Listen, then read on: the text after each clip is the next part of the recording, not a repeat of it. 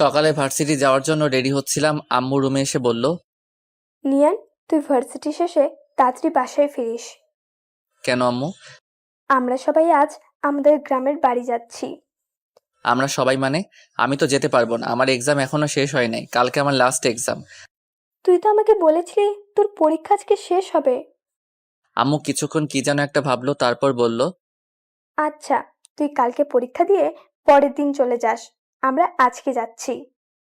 আচ্ছা। আমি আবার বললাম, আম্মু হঠাৎ তোমাদের গ্রামের বাড়ি যাওয়ার কথা কেন মনে হলো? আগামী শুক্রবারে দিয়ার বিয়ে। কি বলো কি আম্মু, এত পিচ্ছি একটা মাইয়ার কিভাবে বিয়ে হবে? পিচ্ছি কোথায়, দিয়া তো এবার এসএসসি পাশ করেছে। এসএসসি পাশ করেছে বলে বিয়ের বয়স হয়ে গেছে? হায়রে গ্রামের মানুষ। তোকে এসব নিয়ে ভাবতে হবে না, তুই শুধু ঠিক সময়ে পৌঁছে যাস। যা, এখন ভার্সিটি যা। এখন আমি আমার পরিচয়টা আপনাদেরকে দিয়ে দেই। আমি নিয়ান আহমেদ, অনার্স লাস্ট ইয়ারের এক্সাম দিচ্ছি। দিয়া হলো আমার চাচাতো বোন, পিচ্ছি একটা মেয়ে। জানি না চাচা কেন এত তাড়াতাড়ি মেয়েটার বিয়ে দিয়ে দিচ্ছেন। পরের দিন পরীক্ষা দিয়ে বৃহস্পতিবার, মানে দিয়ার গায়ে হলুদের দিন। আমি গ্রামের বাড়ি যাওয়ার জন্য ট্রেনের টিকিট কাটলাম সকাল 6টা 30 মিনিটে ট্রেন। তাই আমি ভোর 5টায় ঘুম থেকে উঠে রেডি হয়ে স্টেশনে পৌঁছালাম। এতদিন পরীক্ষা দিয়ে ইট পাথরের দুনিয়া থেকে বের হয়ে গ্রামের সবুজ পরিবেশে যাচ্ছি। অনেক খুশি খুশি লাগছে। আর অনেক দিন পর গ্রামের বাড়িতে একটা বিয়ে খেতে যাচ্ছি। গ্রামের বিয়ের মজাই আলাদা, যা শহরের বিয়েতে পাওয়া যায় না। সকাল 7টা, ট্রেন চলছে তার দুরন্ত গতিতে। আমার কানের ইয়ারফোন বাজছে রোমান্টিক গান। দুপুর 12টা 30 মিনিটে এসে স্টেশনে পৌঁছালাম। যেহেতু চাচাদের বাসা স্টেশন থেকে বেশি দূরে না, তাই ভাবলাম রিক্সা দিয়ে যাই। রিক্সা দিয়ে গেলে গ্রামের সবুজ পরিবেশটা ভালো করে দেখতে পারবো। রিক্সা চলছে আপন গতিতে। চারিদিকে শুনশান বাতাস, পাখির কিচিরমিচির সবুজে ঘেরা মাঠ। অনেক ভালো লাগছে। কিছুক্ষণ পর রিক্সা এসে থামলো চাচার বাড়ির সামনে। আসলে চাচা হলেন এই এলাকার চেয়ারম্যান, তাই রিক্সাওয়ালাকে চাচার নাম বলাতেই একেবারে বাড়ির সামনে এনে নামিয়ে দিল। গেট খুলে বাড়িতে ঢুকলাম। বিশাল বাড়িটা খুব সুন্দর করে সাজানো। আমি গেটের ভিতর ঢোকা মাত্রই শিহাব, মানে দিয়ার ছোট ভাই, আমাকে দেখে দৌড়ে ঘরের ভিতরে যেতে যেতে জোরে জোরে বলতে লাগলো, নিহান ভাইয়া এসে গেছে। আম্মু, আব্বু, আপু, সবাই এসে দেখো, নিহান ভাইয়া চলে এসেছে। শিহাবের ডাকে সবাই ঘর থেকে বেরিয়ে আসলো। সারা বাড়ির সব আত্মীয় স্বজনরা বেরিয়ে এসে আমাকে ঘিরে দাঁড়ালো। সবাই আমার দিকে তাকিয়ে আছে। আমি বুঝলাম না সবাই আমাকে দেখে এরকম রিয়াক্ট করছে কেন, আর সবাই আমাকে এরকম ভাবেই বা দেখছে কেন। দিয়াকে দেখলাম সবার পিছনে দাঁড়িয়ে আছে, আমার দিকে একবার তাকাচ্ছে আর একবার লজ্জা পেয়ে চোখ নিচে নামাচ্ছে। আমি কিছুই বুঝতে পারছি না কি হচ্ছে এসব। হঠাৎ চাচা বললেন, চলো তোমরা সবাই জামাই বাবাজিকে নিয়ে ঘরে যাই। জামাই বাবাজি মানে? চাচা জামাই বাবাজি কাকে বলছে? আমি আমার পেছনে তাকালাম, না, আমার পেছনে তো কেউ নাই। তাহলে চাচা কাকে জামাই বাবাজি বলল? আমি চিন্তায় পড়ে গেলাম। আমাকে চিন্তিত দেখে আম্মু বলল, এই নিয়ান, কি ভাবছিস এত? তোকে কিছু ভাবতে হবে না। চল, ঘরে চল, আমি তোকে সব বুঝিয়ে বলছি। আম্মু আমাকে রুমে নিয়ে গেল। আমি বললাম, আম্মু এসব কি হচ্ছে? আমি কিছুই বুঝতে পারছি না। আর চাচা আমাকে জামাই বাবাজি বলছে কেন? নিজের মেয়ের হবু স্বামীকে জামাই বাবাজি বলবে না তো কি বলবে? মানে আমি? হুম, তুই দিয়ার হবু বর। আগামীকাল তোদের বিয়ে। আম্মু, কি? আমার পক্ষে এই পিচ্চিটাকে বিয়ে করা সম্ভব না। হঠাৎ আব্বু রুমে ঢুকে বলল, কি বললি তুই? হ্যাঁ আব্বু, আমি এই বিয়েটা করতে পারবো না। আর তাছাড়া আমার কি বিয়ের বয়স হয়েছে? আমার তো অনার্সই শেষ হয় নাই। শেষ হয় নাই তো কি হয়েছে? বিয়ের পর অনার্স মাস্টার সবই করবি। আব্বু, আমি আর কোনো কথা শুনতে চাই না। এই বলে আব্বু আম্মু দুজনেই রুম থেকে বেরিয়ে গেলেন। পরের দিন একরকম জোর করে আমার বিয়েটা হয়ে গেল। রাতে আমি চাচাদের ছাদে এক কোণে দাঁড়িয়ে রইলাম আর মনে মনে ভাবতে লাগলাম, সত্যি কি আমার বিয়ে হয়ে গেল? তাও কিনা একটা পিচ্চি মাইয়ার সাথে। আমি কি পিচ্চিটাকে বউ হিসেবে মেনে নিতে পারবো? না, কোনোদিনও আমি ওই পিচ্চিটাকে বউ হিসেবে মানতে পারবো না। আমি অনেকক্ষণ হলো ছাদে দাঁড়িয়ে আছি। ঘড়িতে দেখলাম রাত 12টা 35 বেজে গেছে। পেছন থেকে হঠাৎ আদিবা, আমার ছোট বোন, ডাক দিল, ভাইয়া, তুমি এখানে? আর সবাই তোমাকে সারা বাড়ি খুঁজছে। কেন? আমাকে কেন খুঁজছে? সে কি, তুমি জানো না তোমাকে কেন খুঁজছে? আজ না তোমার বাসর রাত, আর ভাবি সেই কখন থেকে তোমার জন্য অপেক্ষা করছে। আমি আদিবার সাথে নিচে নেমে আসলাম। আব্বু আমাকে দেখে রাগে কটমট করে এগিয়ে আসলো আমার দিকে। এসে আমার গালে ঠাস করে একটা চড় বসিয়ে দিলেন, তারপর বললেন, মেয়েটা তোর জন্য সেই কখন থেকে অপেক্ষা করে বসে আছে, আর তুই কি না? যা, তাড়াতাড়ি ঘরে যা বলছি। আমার মাথায় অনেক রাগ উঠে গেল, তবে আব্বুর উপর না, ওই পিচ্চিটার উপর। ওই পিচ্চিটার কারণেই আব্বু আজ আমাকে মারলো। আমি রাগে ফুঁসতে ফুঁসতেই রুমে ঢুকলাম। দরজা খোলার আওয়াজ পেয়ে মেয়েটা দৌড়ে বেলকনি থেকে বেরিয়ে আসলো। এসেই মাথায় ঘুমটা দিয়ে বিছানাতে বসে পড়লো। আমি বিছানার দিকে এগিয়ে গেলাম। আমি বিছানার পাশে এসে দাঁড়াতেই মেয়েটা বিছানা থেকে নেমে আমার পা ধরে সালাম করতে লাগলো। পিচ্চিটা আমার পা ধরে সালাম করেই যাচ্ছে, ওঠার কোনো নামগন্ধ নাই। আমি ধমক দিয়ে বললাম, এই পিচ্চি, পা ধরে বসে আছিস কেন? ওঠ বলছি। তুমি উঠবে না? আমি কেন উঠাবো? আমি তো জানি বাসর রাতে বউ তার স্বামীকে পা ধরে সালাম করলে স্বামী বউকে বুকে তুলে জড়িয়ে ধরে। কথাটা বলতে বলতে মেয়েটা আমার পা ছেড়ে উঠে আমার সামনাসামনি লজ্জায় লাল হয়ে দাঁড়ালো। ই শখ কত আমার বয়েই গেছে তোর মতো পিচ্চিকে জড়িয়ে ধরতে। বলেই আমি পিচ্চিটাকে ধাক্কা দিয়ে বিছানাতে ফেলে দিয়ে একটা বালিশ নিয়ে সোফাতে চলে গেলাম। পিচ্চিটা আমার এরকম ব্যবহার দেখে ভ্যাবাচাকা খেয়ে বিছানাতে পড়ে রইল। পিচ্চিটা বিছানা থেকে উঠে এসে বলল, তুমি প্লিজ বিছানাতে গিয়ে শুয়ে পড়ো, আমি না হয় সোফাতে ঘুমাই। এ পিচ্চি, আমাকে রাগাস না বলছি। তোর ঘুম গিয়ে তুই ঘুমা, এত দরদ দেখাতে আসিস না। পিচিটা আমার কথা শুনে আমার পাশে আর দাঁড়ালো না, বিছানাতে গিয়ে শুয়ে পড়ল। সারাদিনের ক্লান্তিতে আমি যে কখন ঘুমিয়ে পড়েছিলাম খেয়ালই করিনি। সকালে কারো ডাকে ঘুম ভাঙলো। আমি ঘুম ঘুম চোখেই বললাম, আজকে ভার্সিটি যাব না আম্মু, আমাকে ঘুমাতে দাও। এই যে ওঠো না, নিচে তোমাকে সবাই ডাকছে। উফ আম্মু, তোমাকে বললাম না ভার্সিটি যাও। হঠাৎ আমার মনে হলো আম্মু তো আমাকে এরকম মিষ্টি সুরে ডাকে না। আম্মু হলে তো এতক্ষণ আমাকে ঝাড়ু দিয়ে পিটাইতেন। আমি চোখ খুলে তাকাতেই দেখি পিচিটা আমার পাশে দাঁড়িয়ে হাসছে। পিচিটাকে দেখে আমার মনে পড়লো আমি এখন চাচাদের বাড়িতে। এই পিচ্চি, হাসবি না বলছি। তোর হাসি দেখলে আমার সারা শরীর জ্বলে। এ মা, কোথায় জ্বলছে দেখি? ওষুধ লাগিয়ে দেবো নাকি? আমার সাথে মজা নিচ্ছিস? মজা নিতে যাবো কেন? তুমিই তো বললা তোমার সারা শরীর জ্বলছে, তাই আমি ভাবলাম ওষুধ লাগিয়ে দিই। আচ্ছা ঠিক আছে, ওষুধ লাগাতে হবে না, গোসল করে নাও, তাহলে শরীর আর জ্বলবে না। পিচ্চিটা নিজের আলমারি থেকে একটা টাওয়েল বের করে আমার হাতে ধরিয়ে দিল। আমি টাওয়েল হাত থেকে ফেলে দিয়ে বললাম, আমি এত সকালে গোসল করতে পারবো না। আচ্ছা তো গোসল করবে না, এত রাগ দেখানোর কি আছে? আমি রাগ দেখাবই, তাতে তোর বাপের কি? আমার বাপের কিছু না, কিন্তু আমার অনেক কিছু, কারণ তুমি তো আমার বর। তোকে আমি বউ হিসেবে মানি না, আর কোনোদিন মানবো না। তুমি আমাকে বউ হিসেবে না মানলেও আমি তোমাকে ঠিকই বর হিসেবে মানি। আর তাড়াতাড়ি ফ্রেশ হয়ে নিচে আসো, সবাই তোমার জন্য অপেক্ষা করছে। আমি রেডি হয়ে নিচে নেমে এসে দেখি সবাই একসাথে বসে আড্ডা দিচ্ছে। আমি আমি আম্মুকে গিয়ে বললাম, আম্মু আমি বাড়ি যাব। হ্যাঁ বাবা, আজ বিকালেই আমরা বৌমাকে নিয়ে বাড়ি যাব। ওই পিচ্চিটাকে সাথে নিয়ে যাওয়ার কি দরকার? এই কথাটা বলতে গিয়ে আব্বুকে দেখে আর বললাম না, যদি কালকের মতো আবার মারে। আম্মু এখন চলে গেলেই তো হয়।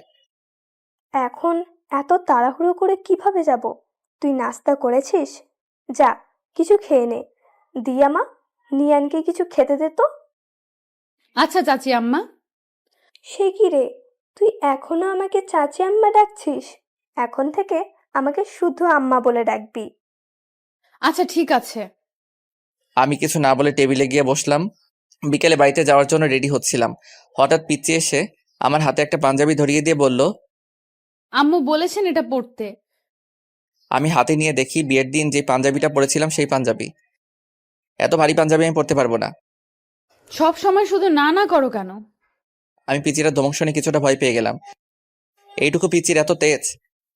আমি আর কিছু না বলে পাঞ্জাবিটা পরে নিলাম। যাওয়ার সময় পিচিটা অনেক কান্না করলো।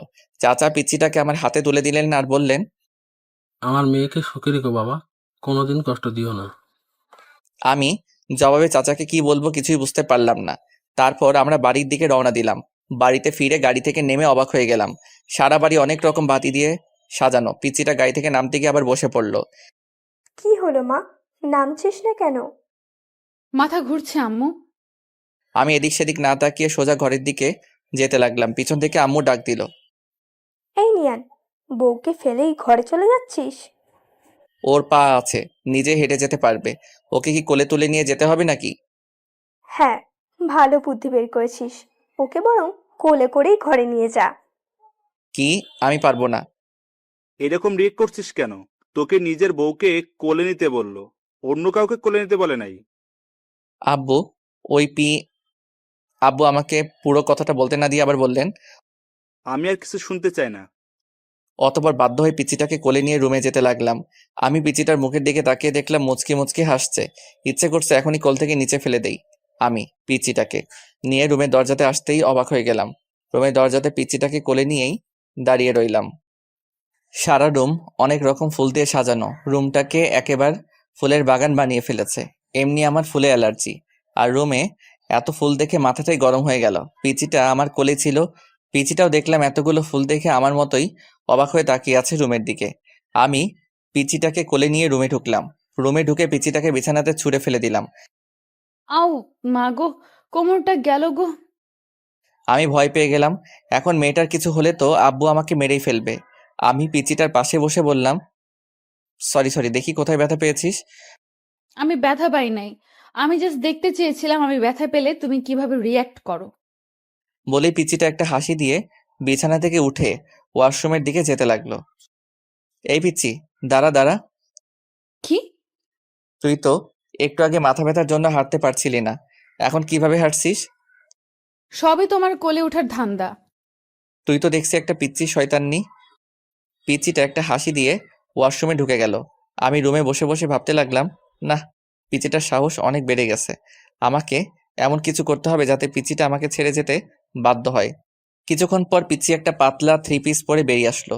আমাকে বলল, যাও এখন ভারী পাঞ্জাবিটা চেঞ্জ করে আসো। আমি আমার পাঞ্জাবি চেঞ্জ করব কি না করব সেটা আমার ব্যাপার। আমার সব ব্যাপার তোকে এত নাক গলাতে হবে না। তুমি সবসময় এমন করো কেন? আমি এমন করবই, তাতে তোর কি? আমারই তো সব। তারপর আমি ফ্রেশ হতে গেলাম। ফ্রেশ হয়ে রুমে এসে দেখি পিচিটা রুমে নাই, হয়তো নিচে গেছে। আমি রেডি হয়ে নিচে চলে আসলাম। পিচিটা আম্মু আব্বু আর আদিবার সাথে হেসে হেসে কথা বলছে। পিচিটার কি সুন্দর নিষ্পাপ হাসি, কি মায়া ভরা চোখ, একদম মায়াবতী। আমি এসব কি ভাবছি? আমি তো এইটুকু পিচিকে কোনোদিনও বউ হিসেবে মানতে পারবো না। তাহলে কেন আমি পিচিটার মায়া জড়াচ্ছি? কি রে, এখানে দাঁড়িয়ে কি ভাবছিস? তোর জন্য সেই কখন থেকে আমরা না খেয়ে বসে আছি। চল, রাতের খাবার খাবি চল। সে কি আম্মু, তোমরা এখনো খাও নাই? না রে, আমরা অনেকবার দিয়াকে বলেছি চল আমরা খেয়ে নেই, নিয়ান একটু রাত করেই খাবার খায়। কিন্তু পাগলি মেয়েটা কি বলে জানিস? বলে তুই না খাওয়া পর্যন্ত ও নাকি খেতে পারবে না। তাই আমরা ভাবলাম সবাই একসাথেই খাই।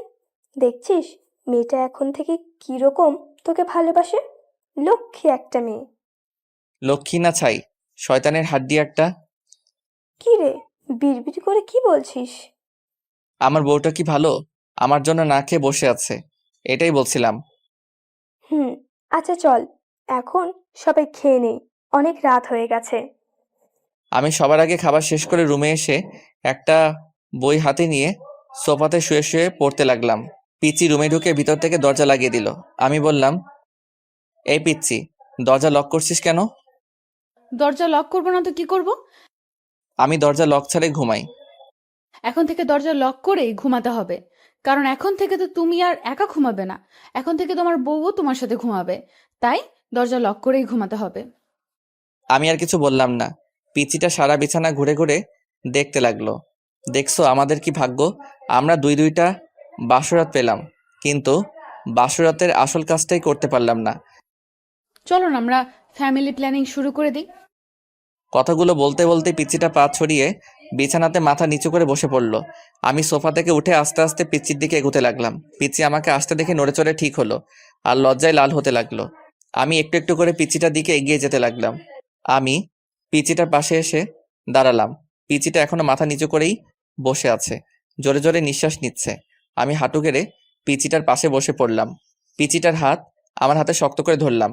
পিচ্চিটা এবার লজ্জা মাখা চোখে আমার চোখের দিকে তাকালো। আমি বললাম, বইন বইন রে, তুই আমার ছোট্ট পিচ্চি বোন, তোর সাথে কি আমি এসব করতে পারি বল? দিয়ে আমার কথা শুনে অবাক হয়ে আমার দিকে চোখ দুইটা বড় বড় করে তাকালো। তারপর মুখটা মলিন করে বলল, ছি ছি, তুমি এসব কি বলছো? নিজের বউকে কেউ বোন বলে? দেখ দিয়া, তুই এখনো অনেক পিচ্চি, তোর এখনো বিয়ের বয়স হয় নাই। তুমি আমাকে যতটা পিচ্চি ভাবছো আমি কিন্তু ততটা পিচ্চি না। বলেই দিয়া নিজের শরীর থেকে ওড়নাটা ফেলে বিছানা থেকে উঠে দাঁড়ালো। আমি উঠলাম আর আর আমি বললাম, তুই নিজেকে যতই বড় মনে করিস না কেন, তুই পিচ্চিই থাকবি। না, আমি পিচ্ছি না। হ্যাঁ তুই পিচ্ছি। আমাকে পিচ্ছি বলবে না বলছি। এইগুলো বলছে আর আমার দিকে এগিয়ে আসছে। আমি এক পা এক পা করে পিছিয়ে যাচ্ছি। আমি পিছাতে পিছাতে হঠাৎ পিছনে দেয়ালের সাথে আটকে গেলাম। এই পিচ্ছি কি করছিস? আমি যে পিচ্ছি না সেটার প্রমাণ দেব? এখন দিয়ার থেকে আমার শরীর 1 ইঞ্চি দূরত্বে। চোখ বন্ধ করে নিজের ঠোঁট আমার ঠোঁটের দিকে এগিয়ে আনছে। পিচিটার ঠোঁট আমার ঠোঁটের একদম কাছে নিয়ে আসলো। পিচিটার নিঃশ্বাস আমার মুখের উপর পড়ছে। পিচিটা নিজের ঠোঁট আমার এতই কাছে নিয়ে এলো যে বুঝতেই পারছি না কোনটা ওর নিঃশ্বাস আর কোনটা আমার নিঃশ্বাস। আমি পিচিটাকে কিছু বলতে যাব তখনই হুট করে নিজের ঠোঁট আমার ঠোঁটে লাগিয়ে দিল। আমি মুখে কোনো শব্দ করতে পারছি না। কিছুক্ষণ পর পিচিটা নিজের ঠোঁট সরিয়ে আমার কপাল নিজের কপালে লাগিয়ে জোরে জোরে হাঁপাতে লাগলো। আমি পিচিটাকে ধাক্কা দিয়ে নিজের থেকে সরিয়ে নিলাম। হাত দিয়ে ঠোঁট মুছতে মুছতে বললাম, এই পিচ্ছি শয়তানি, তুই এটা কি করলি? আমি যে পিচ্ছি না সেটার প্রমাণ দিলাম। সর। ধাক্কা দিয়ে সরিয়ে বাথরুমে যেতে লাগলাম। অনেকক্ষণ ধরে বাথরুমে বসে বসে মোবাইল টিপছিলাম। পিচিটার সামনে যেতে ইচ্ছা করছে না। অনেক রাগ হচ্ছে পিচ্চিটার উপর। এইটুকু পিচ্চি একটা আমাকে কিস করছে এটা ভাবতেই সারা শরীর জ্বলছে। আব্বুর ভয়ে পিচ্চিটাকে কিছু বলতেও পারছি না। বাথরুমের বাইরে থেকে পিচ্চিটার ডাক শুনলাম।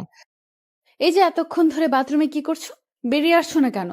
বাথরুমেই ঘুমিয়ে পড়লে নাকি? আমি কোনো উত্তর না দিয়ে মোবাইল টিপছি। কিছুক্ষণ থেমে পিচ্চিটা আবার ডাকতে লাগলো। এই যে শুনছো, বেরিয়ে আসো না প্লিজ। আমার একা একা ভয় লাগছে। আমি মনে মনে বললাম, তোর ভয় লাগছে তো আমি কি করব? কোলে নিয়ে নাচবো নাকি পিচ্চি শয়তান নিয়ে একটা? এবার পিচ্চিটা বাথরুমে দরজাটা জোরে ধাক্কা দিতে লাগলো। দরজা খুলছো না কেন? প্লিজ দরজাটা খুলো। এবার পিচ্চিটা নিজেকে নিজেই প্রশ্ন করলো। ওর কিছু হলো না তো? এই কি হলো? দরজা খুলছো না কেন? কান্না করছে আর জোরে জোরে বাথরুমের দরজাটা ঠেলছে। এবার আমার বেরিয়ে আসা দরকার না হলে পিচ্চিটার কথা শুনে আব্বু আম্মু চলে আসবেন। আমি দরজা খুলে বাইরে বেরিয়ে আসলাম। আমাকে দেখে পিচ্চিটা আমাকে শক্ত করে জড়িয়ে ধরলো আর বলতে লাগলো, তুমি ঠিক আছো তো? তোমার কিছু হয় নাই তো? এতক্ষণ দরজা আটকে কি করছিলে? জানো আমি কতটা ভয় পেয়ে গিয়েছিলাম। সত্যি তুই একটা পিচ্চি। বলেই পিচিটাকে পাশ কাটিয়ে বিছানা থেকে একটা বালিশ নিয়ে সোফাতে চলে গেলাম। পিচিটা আমার পিছে পিছেই আসলো।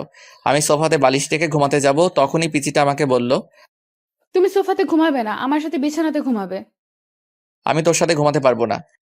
তোমাকে আমার সাথেই ঘুমাতে হবে, না হলে কিন্তু না ঘুমালে কি করবি? হ্যাঁ আমার সাথে না ঘুমালে শ্বশুর আব্বাকে ডাক দিব আর বলবো তুমি আমাকে মারছো।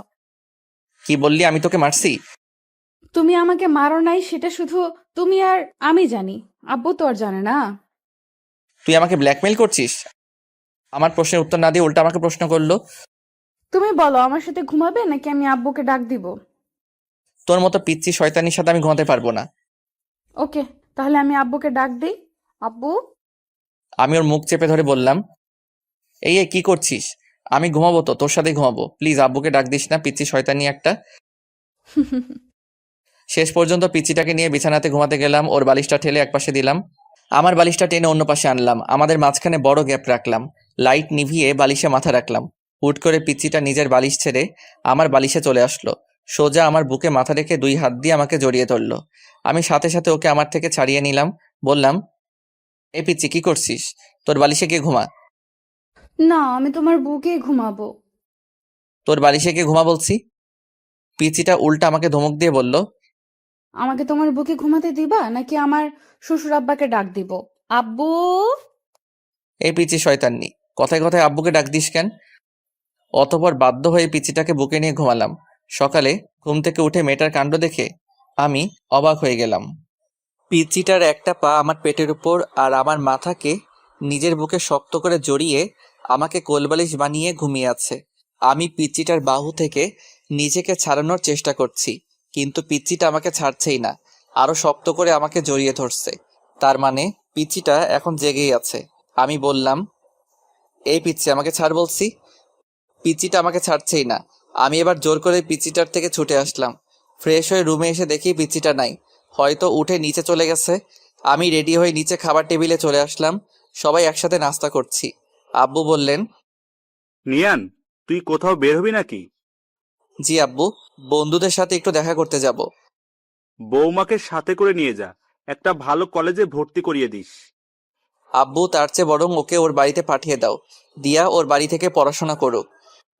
পিচ্চিটার হাসি মুখ মলিন হয়ে গেল। আব্বু বললেন, দিয়া এখন আমাদের বাড়ির বউ, আমাদের বাড়ি থেকেই পড়াশোনা করবে। তোকে আমি যেটা বলছি তুই সেটা কর। আচ্ছা আব্বু। পিচিটার মুখে হাসি ফুটে উঠলো। আমি বাইক নিয়ে পিচিটার জন্য বাইরে দাঁড়িয়ে আছি, কিন্তু এখনো আসছে না কেন? সেই কখন রেডি হতে গিয়েছিল। কিছুক্ষণ পর পিচিটা বেরিয়ে আসলো। আমি পিচিটাকে দেখে হা করে তাকিয়ে রইলাম। পিচিটাকে সাদা একটা পরি লাগছে। পিচিটা একটা সাদা জামা পরে বের হয়ে আসলো। ঠোঁটে লাল লিপস্টিক, চোখে গাঢ় করে কাজল, মুখে কোনো মেকআপ নাই। মেকআপ ছাড়াই পিচিটাকে এক কথায় অসাধারণ লাগছে। এভাবে তাকিয়েছো কেন? আমার লজ্জা লাগছে। পিচিটার কথায় আমি ওর থেকে চোখ সরিয়ে নিলাম। যেভাবে সেজে আছিস বোঝা যাচ্ছে কোনো বিয়ে বাড়িতে যাচ্ছিস। বারে, নিজের বরের সাথে আজ প্রথম কোথাও একসাথে বের হচ্ছি, একটু সাজবো না? এটাকে একটু সাজা বলে? আচ্ছা, তাড়াতাড়ি পেছনে ওঠ। ওয়াও, আমরা বাইকে যাব? হুম। পিচিটা হুট করে এসে আমার গালে একটা চুমু খেলো। এই পিচ্চি শয়তান্নি, আমাকে চুমু দিলি কেন? জানো, আমার অনেক দিনের স্বপ্ন, আমার বর আমাকে বাইকের পেছনে নিয়ে ঘুরবে। সেই স্বপ্নটা আজ পূরণ হতে যাচ্ছে। তুই স্বপ্ন দেখ, আমি যাচ্ছি বলেই বাইকটা স্টার্ট দিলাম। এই না না, আমি উঠছি। পিচিটা পেছনে উঠে বসতেই আমি বাইকটা ছেড়ে দিলাম। কিছুক্ষণ পর আমি বাইকটা একটা জায়গায় থামালাম। পিচিটা বলল, আমরা কি কলেজে এসে পড়েছি? না। তাহলে এখানে বাইক থামালে কেন? দরকার আছে। পিচিটার কিছু বলল না, চুপ করে বসে রইল। আমি ভাবতে লাগলাম, সামনে তো বন্ধুরা আড্ডা দিচ্ছে, আমার সাথে যদি পিচিটাকে দেখে তাহলে তো আমি শেষ। আমি ভাবতে লাগলাম কি করা যায়। হ্যাঁ, বুদ্ধি পেয়েছি। আমি পিচিটাকে বললাম, এই পিচ্চি, আমাকে শক্ত করে ধরো। পিচিটা খুশি হয়ে আমাকে শক্ত করে ধরলো। আমি বাইকটা স্টার্ট দিলাম। আস্তে আস্তে বাইকের স্পিড অনেকটা বাড়িয়ে দিলাম। পিচিটা ভয় পেয়ে আরো শক্ত করে আমাকে জড়িয়ে ধরছে, আর আমাকে কি যেন বলছে বাতাসের শ শ আওয়াজে। পিচিটার কথা আমি ভালো করে শুনতেও পারছি না। আমাদের আড্ডার জায়গা ফেলে আসতেই আমি বাইকের স্পিড কমিয়ে দিলাম। তারপর একটা কলেজের সামনে এসে বাইক থামালাম। পিচিটা বাইক থেকে নেমে কান্না করে দিল।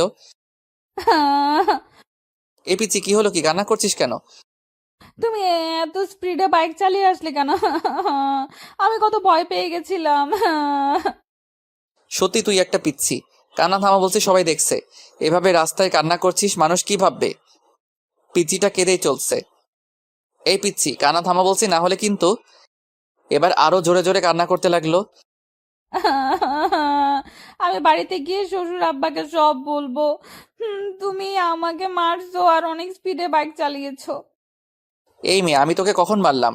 এটা তো ডাহা মিথ্যা কথা। আচ্ছা বোন, সরি সরি, আর জীবনেও স্পিডে বাইক চালাবো না। এবার তো কান্না থামা। দেখ লোকজন কিভাবে আমাদের দিকে তাকিয়ে আছে। তুমি আবার আমাকে বোন বলছো? এবার কয়েকটা লোক আমাদের দিকে এগিয়ে আসলো। লোকগুলো আমাদের অনেকক্ষণ ধরে লক্ষ্য করছিল। কি ভাই, মেয়েটাকে এভাবে কাঁদাচ্ছেন কেন? মেয়ে দেখলেই পিছনে লাগতে ইচ্ছা করে। বলে লোকটা নিজের হাতে শার্ট উপরে তুলতে তুলতে আমার দিকে এগিয়ে আসছে। আরে ভাই, থামেন থামেন, উনি আমার বউ। আমার উপর রাগ করে কান্না করছে। আমার মুখে বউ ডাক শুনে দিয়া কান্না থামালো।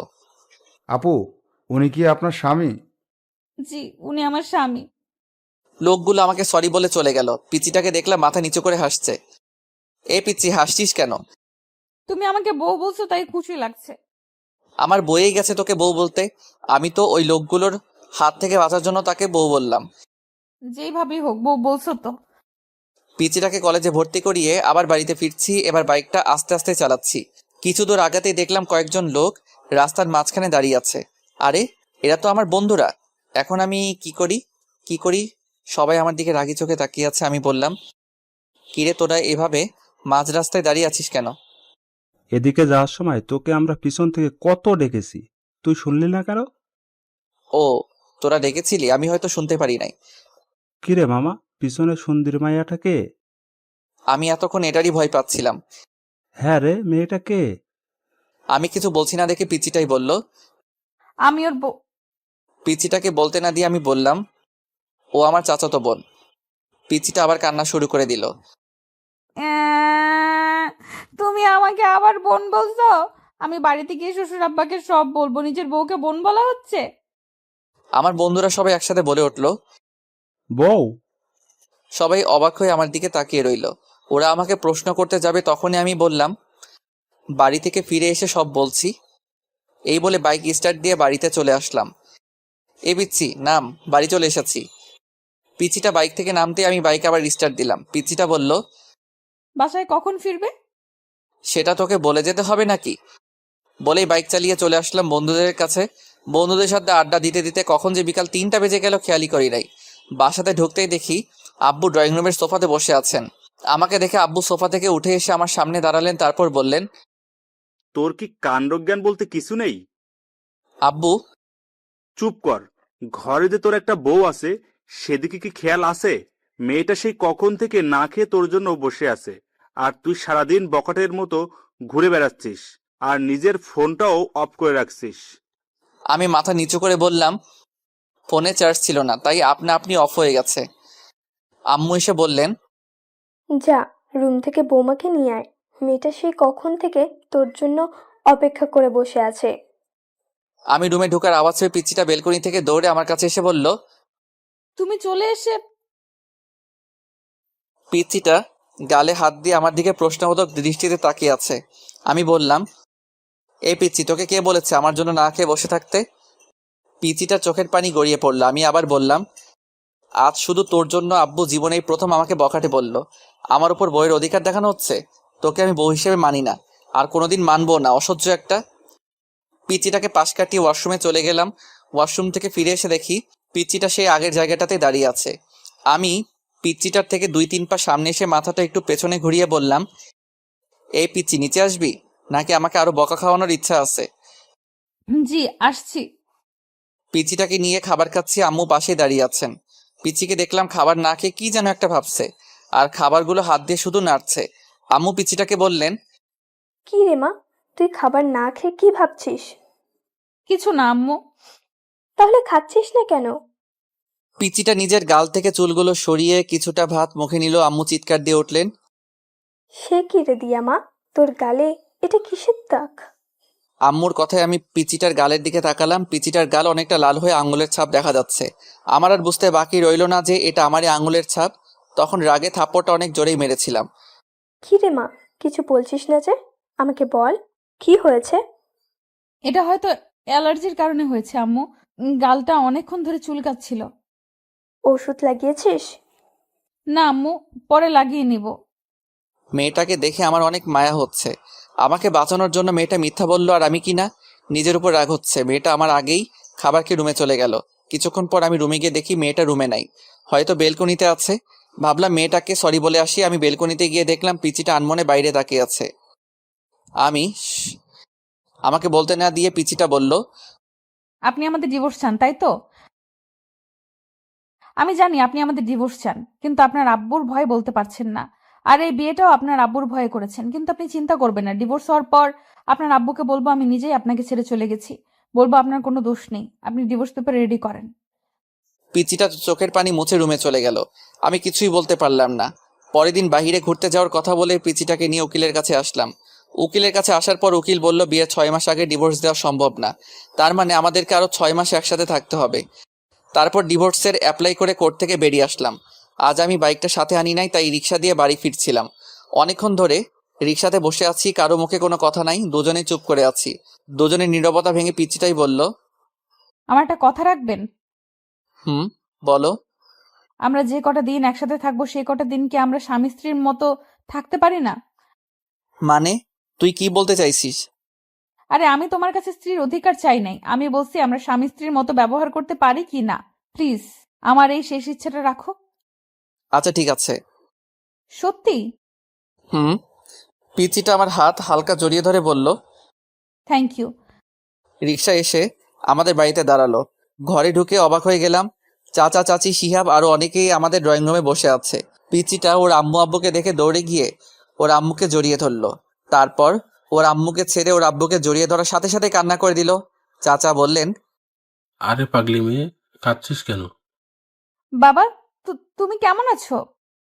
পিচিটা হয়তো ওর বাবাকে একটু বেশি ভালোবাসে, তাই এরকম ভাবে কান্না করছে। হা হা হা, দেখো পাগলি মেয়ের কাণ্ড। আমি ভালো আছি রে মা, তুই কেমন আছিস? মুখে হাসি দিলেও চোখ দিয়ে পানি ঠিকই পড়ছে। ভালো। বলেই আবার ডুকরে ডুকরে কান্না করতে লাগলো। চারিপাশে দেখলাম পিচিটার কান্না দেখে সবার চোখে পানি চলে এসেছে। আমার ওদের দেখে কোনো কষ্ট হচ্ছে না, কারণ আমি জানি আর কয়েক মাস পর পিচিটা ওর আম্মু আব্বুর কাছে চলে যাবে। তাই আমার তেমন কষ্ট হচ্ছে না। চাচা পিচিটার মাথায় হাত বুলিয়ে দিচ্ছে আর সান্ত্বনা দিচ্ছেন। এবার পিচিটাকে নিজের থেকে ছাড়িয়ে কপালে একটা চুমু খেলেন। পিচিটা এবার কিছুটা শান্ত হলো। আম্মু আমাকে ইশারায় বললেন চাচা চাচিকে সালাম করতে। আমি এগিয়ে গিয়ে চাচা চাচিকে সালাম করলাম। এবার আব্বু পিচিটাকে বললেন, যাও মা, ব্যাগপত্র গুছিয়ে নাও। আজ তোমরা তোমাদের বাড়ি যাচ্ছ। তোমার আব্বু আম্মু তোমাদের নিতেই এসেছেন। পিচিটা একবার আমার দিকে তাকিয়ে উপরের রুমে যেতে লাগলো। আব্বু আমাকে বললেন, কি রে, তুই দাঁড়িয়ে আছিস কেন? ব্যাগপত্র গুছিয়ে নে, তোদের গ্রামে গিয়ে 4 থেকে 5 দিন থাকতে হবে। আমি অবাক হয়ে বললাম, আব্বু আমাকেও যেতে হবে নাকি? হ্যাঁ বাবা, বিয়ের পর শ্বশুর বাড়ি গিয়ে কয়েকদিন থাকতে হয়, এটাই নিয়ম। আর তাছাড়া তুমি সেখানে যাচ্ছ, সেটা তো শুধু তোমার শ্বশুর বাড়ি না, তোমার নিজেরও বাড়ি। চাচা বলছিলাম কি আমি না গেলে কি হয় না? না, হয় না। যা, তাড়াতাড়ি গিয়ে রেডি হয়ে নে। অতপর বাধ্য হয়ে আমাদের গ্রামের বাড়ি মানে শ্বশুর বাড়ি আসতে হলো। গাড়ির গেটের ভিতর ঢুকতেই অবাক হয়ে গেলাম। বাড়িটা এখনো সেই বিয়ে বাড়ির মতো সাজানো। ভিতরে ঢুকতেই কয়েকটা মেয়ে দিয়া চিৎকার দিয়ে পিচিটাকে জড়িয়ে ধরলো। তারপর একটা মেয়ে আমার দিকে তাকিয়ে বলল, উনিই কি তোর বর? পিচিটা লজ্জায় মাথা নিচু করে হ্যাঁ বলল। অন্য আরেকটা মেয়ে বলল, ও মাই গড, দিয়া, তোর বরটা কত হ্যান্ডসাম রে! আমি তো প্রথম দেখাতেই প্রেমে পড়ে গেছি। এই ফারিয়া, তুই কিন্তু ভুলে যাস না, ও কিন্তু আমার বর। রাগ করিস কেন? আমি তো দুলাভাইয়ের সাথে মজা করলাম। আমি বুঝতে পারলাম মেয়েগুলো পিচিটার মতোই এক একটা শয়তানের হাড্ডি। আমি বললাম, আপনাদের কাউকে তো চিনলাম না। পিচিটা বলল, ওরা আমার বান্ধবী। ও। কিরে, তোরা এখানে দাঁড়িয়ে আছিস? দিয়া মা, জামাই বাবাজিকে নিয়ে রুমে গিয়ে ফ্রেশ হয়ে নে। পিচিটার সাথে রুমে আসলাম। রুমে এসে শরীর এলিয়ে দিলাম বিছানাতে।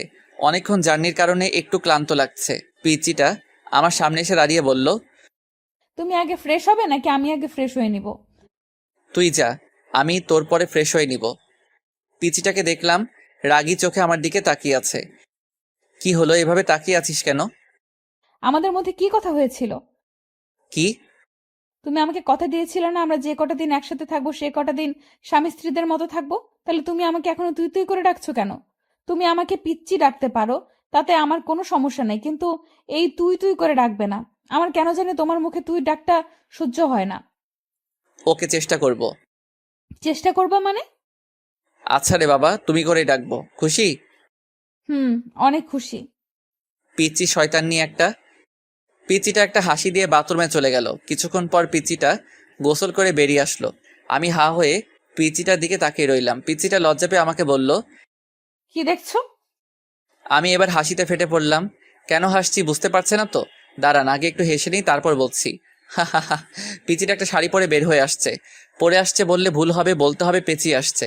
কোথায় শাড়ির মাথা, কোথায় শাড়ির আঁচল, কোনো ঠিক ঠিকানা নাই।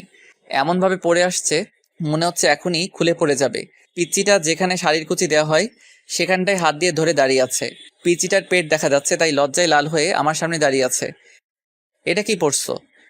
বলেই হাসতে হাসতে আবার বিছানায় গড়াগড়ি খেতে লাগলাম। তুমি খুব খারাপ দেখছো, আমি শাড়ি পরতে পারছি না আর তুমি দাঁত খিলিয়ে হাসছো।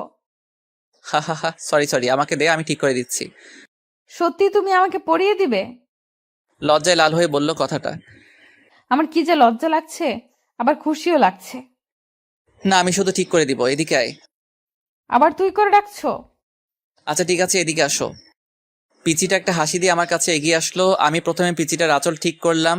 পিচিটার শরীরে আমার হাত লাগতেই পিচিটা কেঁপে উঠলো। তারপর পেটের নাভিসহ কিছুটা অংশ বেরিয়ে এসেছিল। সেই জায়গায় শাড়ি দিয়ে ঢাকতে গিয়ে আমার হাত লেগে গেল ওর পেটে।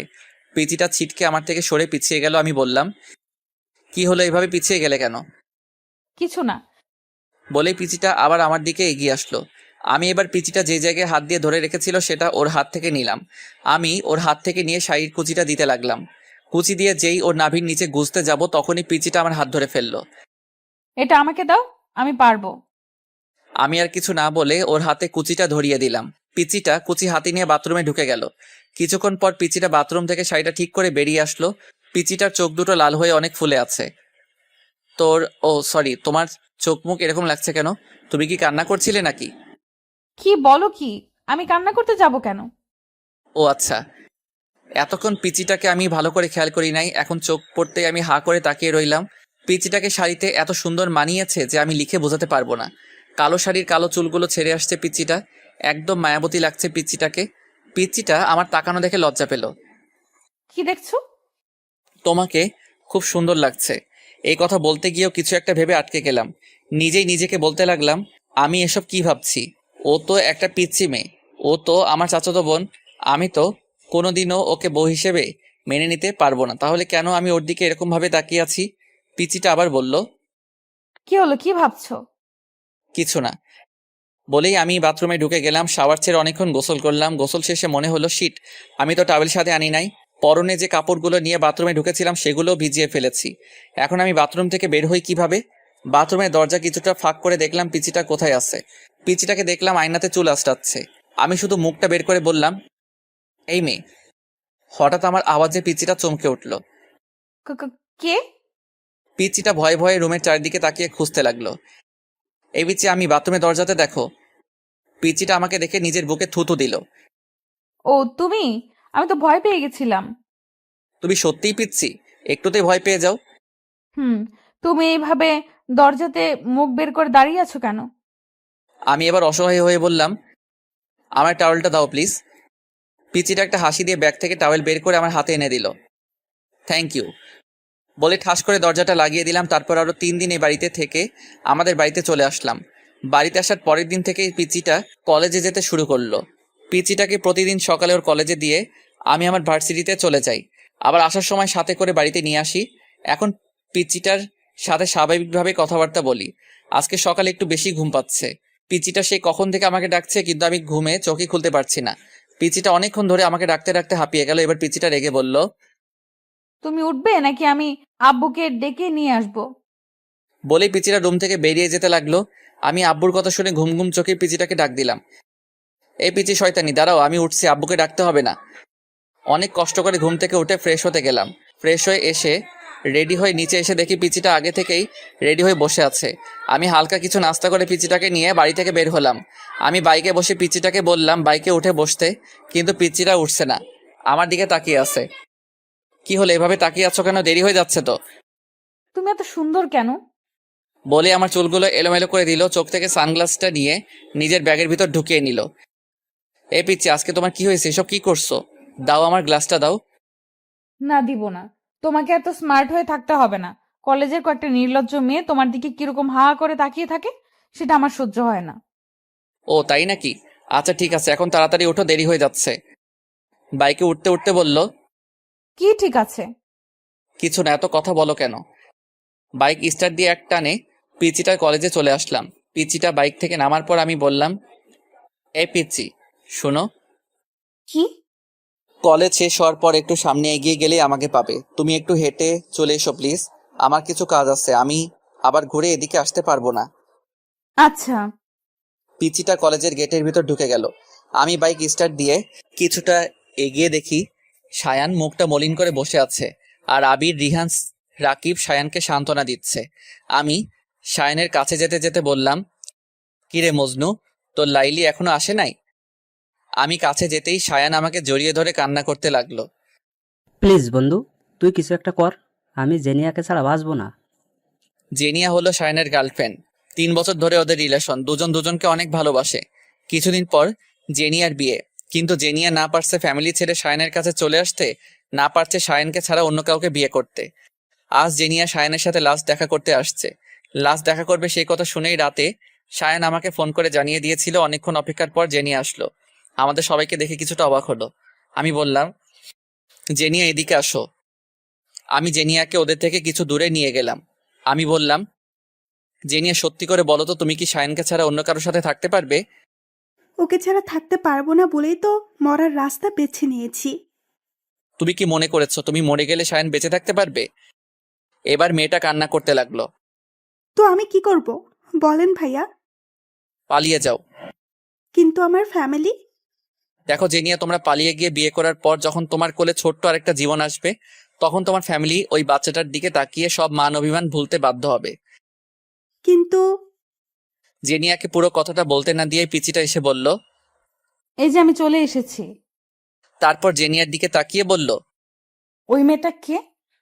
বলছি, তুমি ওদের কাছে গিয়ে বসো, আমি ওর সাথে কিছু ইম্পর্টেন্ট কথা বলে আসছি। মেয়েটার সাথে তোমার কিসের ইম্পর্টেন্ট কথা? নির্লজ্জ মেয়েগুলো শুধু সারাদিন তোমার পিছে পিছে লেগে থাকে। কথাগুলো বলতে বলতেই আমার হাত ধরে টেনে নিয়ে যেতে লাগলো। আমার রাগ উঠে গেল চরমে। এক ঝটকায় পিচিটার হাত থেকে আমার হাত ছাড়িয়ে গালে ঠাস করে একটা চড় বসিয়ে দিলাম। পিচিটা গালে হাত দিয়ে দাঁড়িয়ে আছে। এ পিচি, তুই জানিস এই মেয়েটাকে? জানি তো, মেয়েটা তোমার গার্লফ্রেন্ড। এবার অন্য গালে ঠাস করে আরেকটা চড় মারলাম। পিচিটা দুই গালে দুই হাত দিয়ে জোরে জোরে কান্না করতে লাগলো। কান্না থামা বলছি, না হলে আরেকটা দিব। তুমি খুব পচা। আমি আব্বুকে গিয়ে সব বলবো, আর এও বলবো যে তোমার গার্লফ্রেন্ড আছে। এবার পিচিটার কথা শুনে আমার নিজেরই কান্না চলে আসছে। বোন রে, তুই কিছু না বোঝার আগে কেন বাচ্চাদের মতো পাগলামি করিস? বাচ্চাদের মতো কি, তুই তো বাচ্চাই। ও আমার গার্লফ্রেন্ড না, সায়নের গার্লফ্রেন্ড। আমি এখানে দুইটা জীবন বাঁচানোর চেষ্টা করছি আর তুই ঢং করছিস। এবার পিচিটা সবকিছু বুঝতে পেরে কান্না থামিয়ে চোখের পানি মুছে একটা হাসি দিয়ে আমাকে বলল, সরি। এবার পিচিটার কাণ্ড দেখে আমারই হাসি চলে এলো। একটু আগে কি কান্নাটাই না করলো, আর এখন হাসছে। হা হা হা, পিচি একটা। এতক্ষণ জেনিয়া আমাদের দিকে তাকিয়েছিল। জেনিয়া আমাদের দিকে তাকিয়ে হাসছে। আমি বললাম, তো কি সিদ্ধান্ত নিলে জেনিয়া? আমি পালিয়ে যেতে প্রস্তুত ভাইয়া। পরের দিনই সায়ান আর জেনিয়া চট্টগ্রাম পালিয়ে যায়। আর মাত্র 7 দিন বাকি আমার আর পিচিটার ডিভোর্স পেপার আসতে। পিচিটা আমার সাথে এমন ব্যবহার করে বোঝাই যায় না যে আর মাত্র কয়েকদিন পর ওর সাথে আমার ডিভোর্স হবে। আজ আমার ফ্রেন্ড রিহানের বার্থডে। রাতে পিচিটাকে বললাম, এই পিচ্ছি, আমার জন্য অপেক্ষা করো না, রাতে বাসায় ফিরতে আমার দেরি হবে। কেন দেরি হবে কেন? আজ আমার ফ্রেন্ড রিহানের বার্থডে। ও আচ্ছা। মুখে বলছে আচ্ছা, কিন্তু আমি জানি পিচিটা ঠিকই আমার জন্য না খেয়ে বসে থাকবে। রিহান বার্থডে পার্টিটা শুধু আমরা 3 জনকে নিয়েই দিচ্ছে, আমি, রাকিব আর আবির।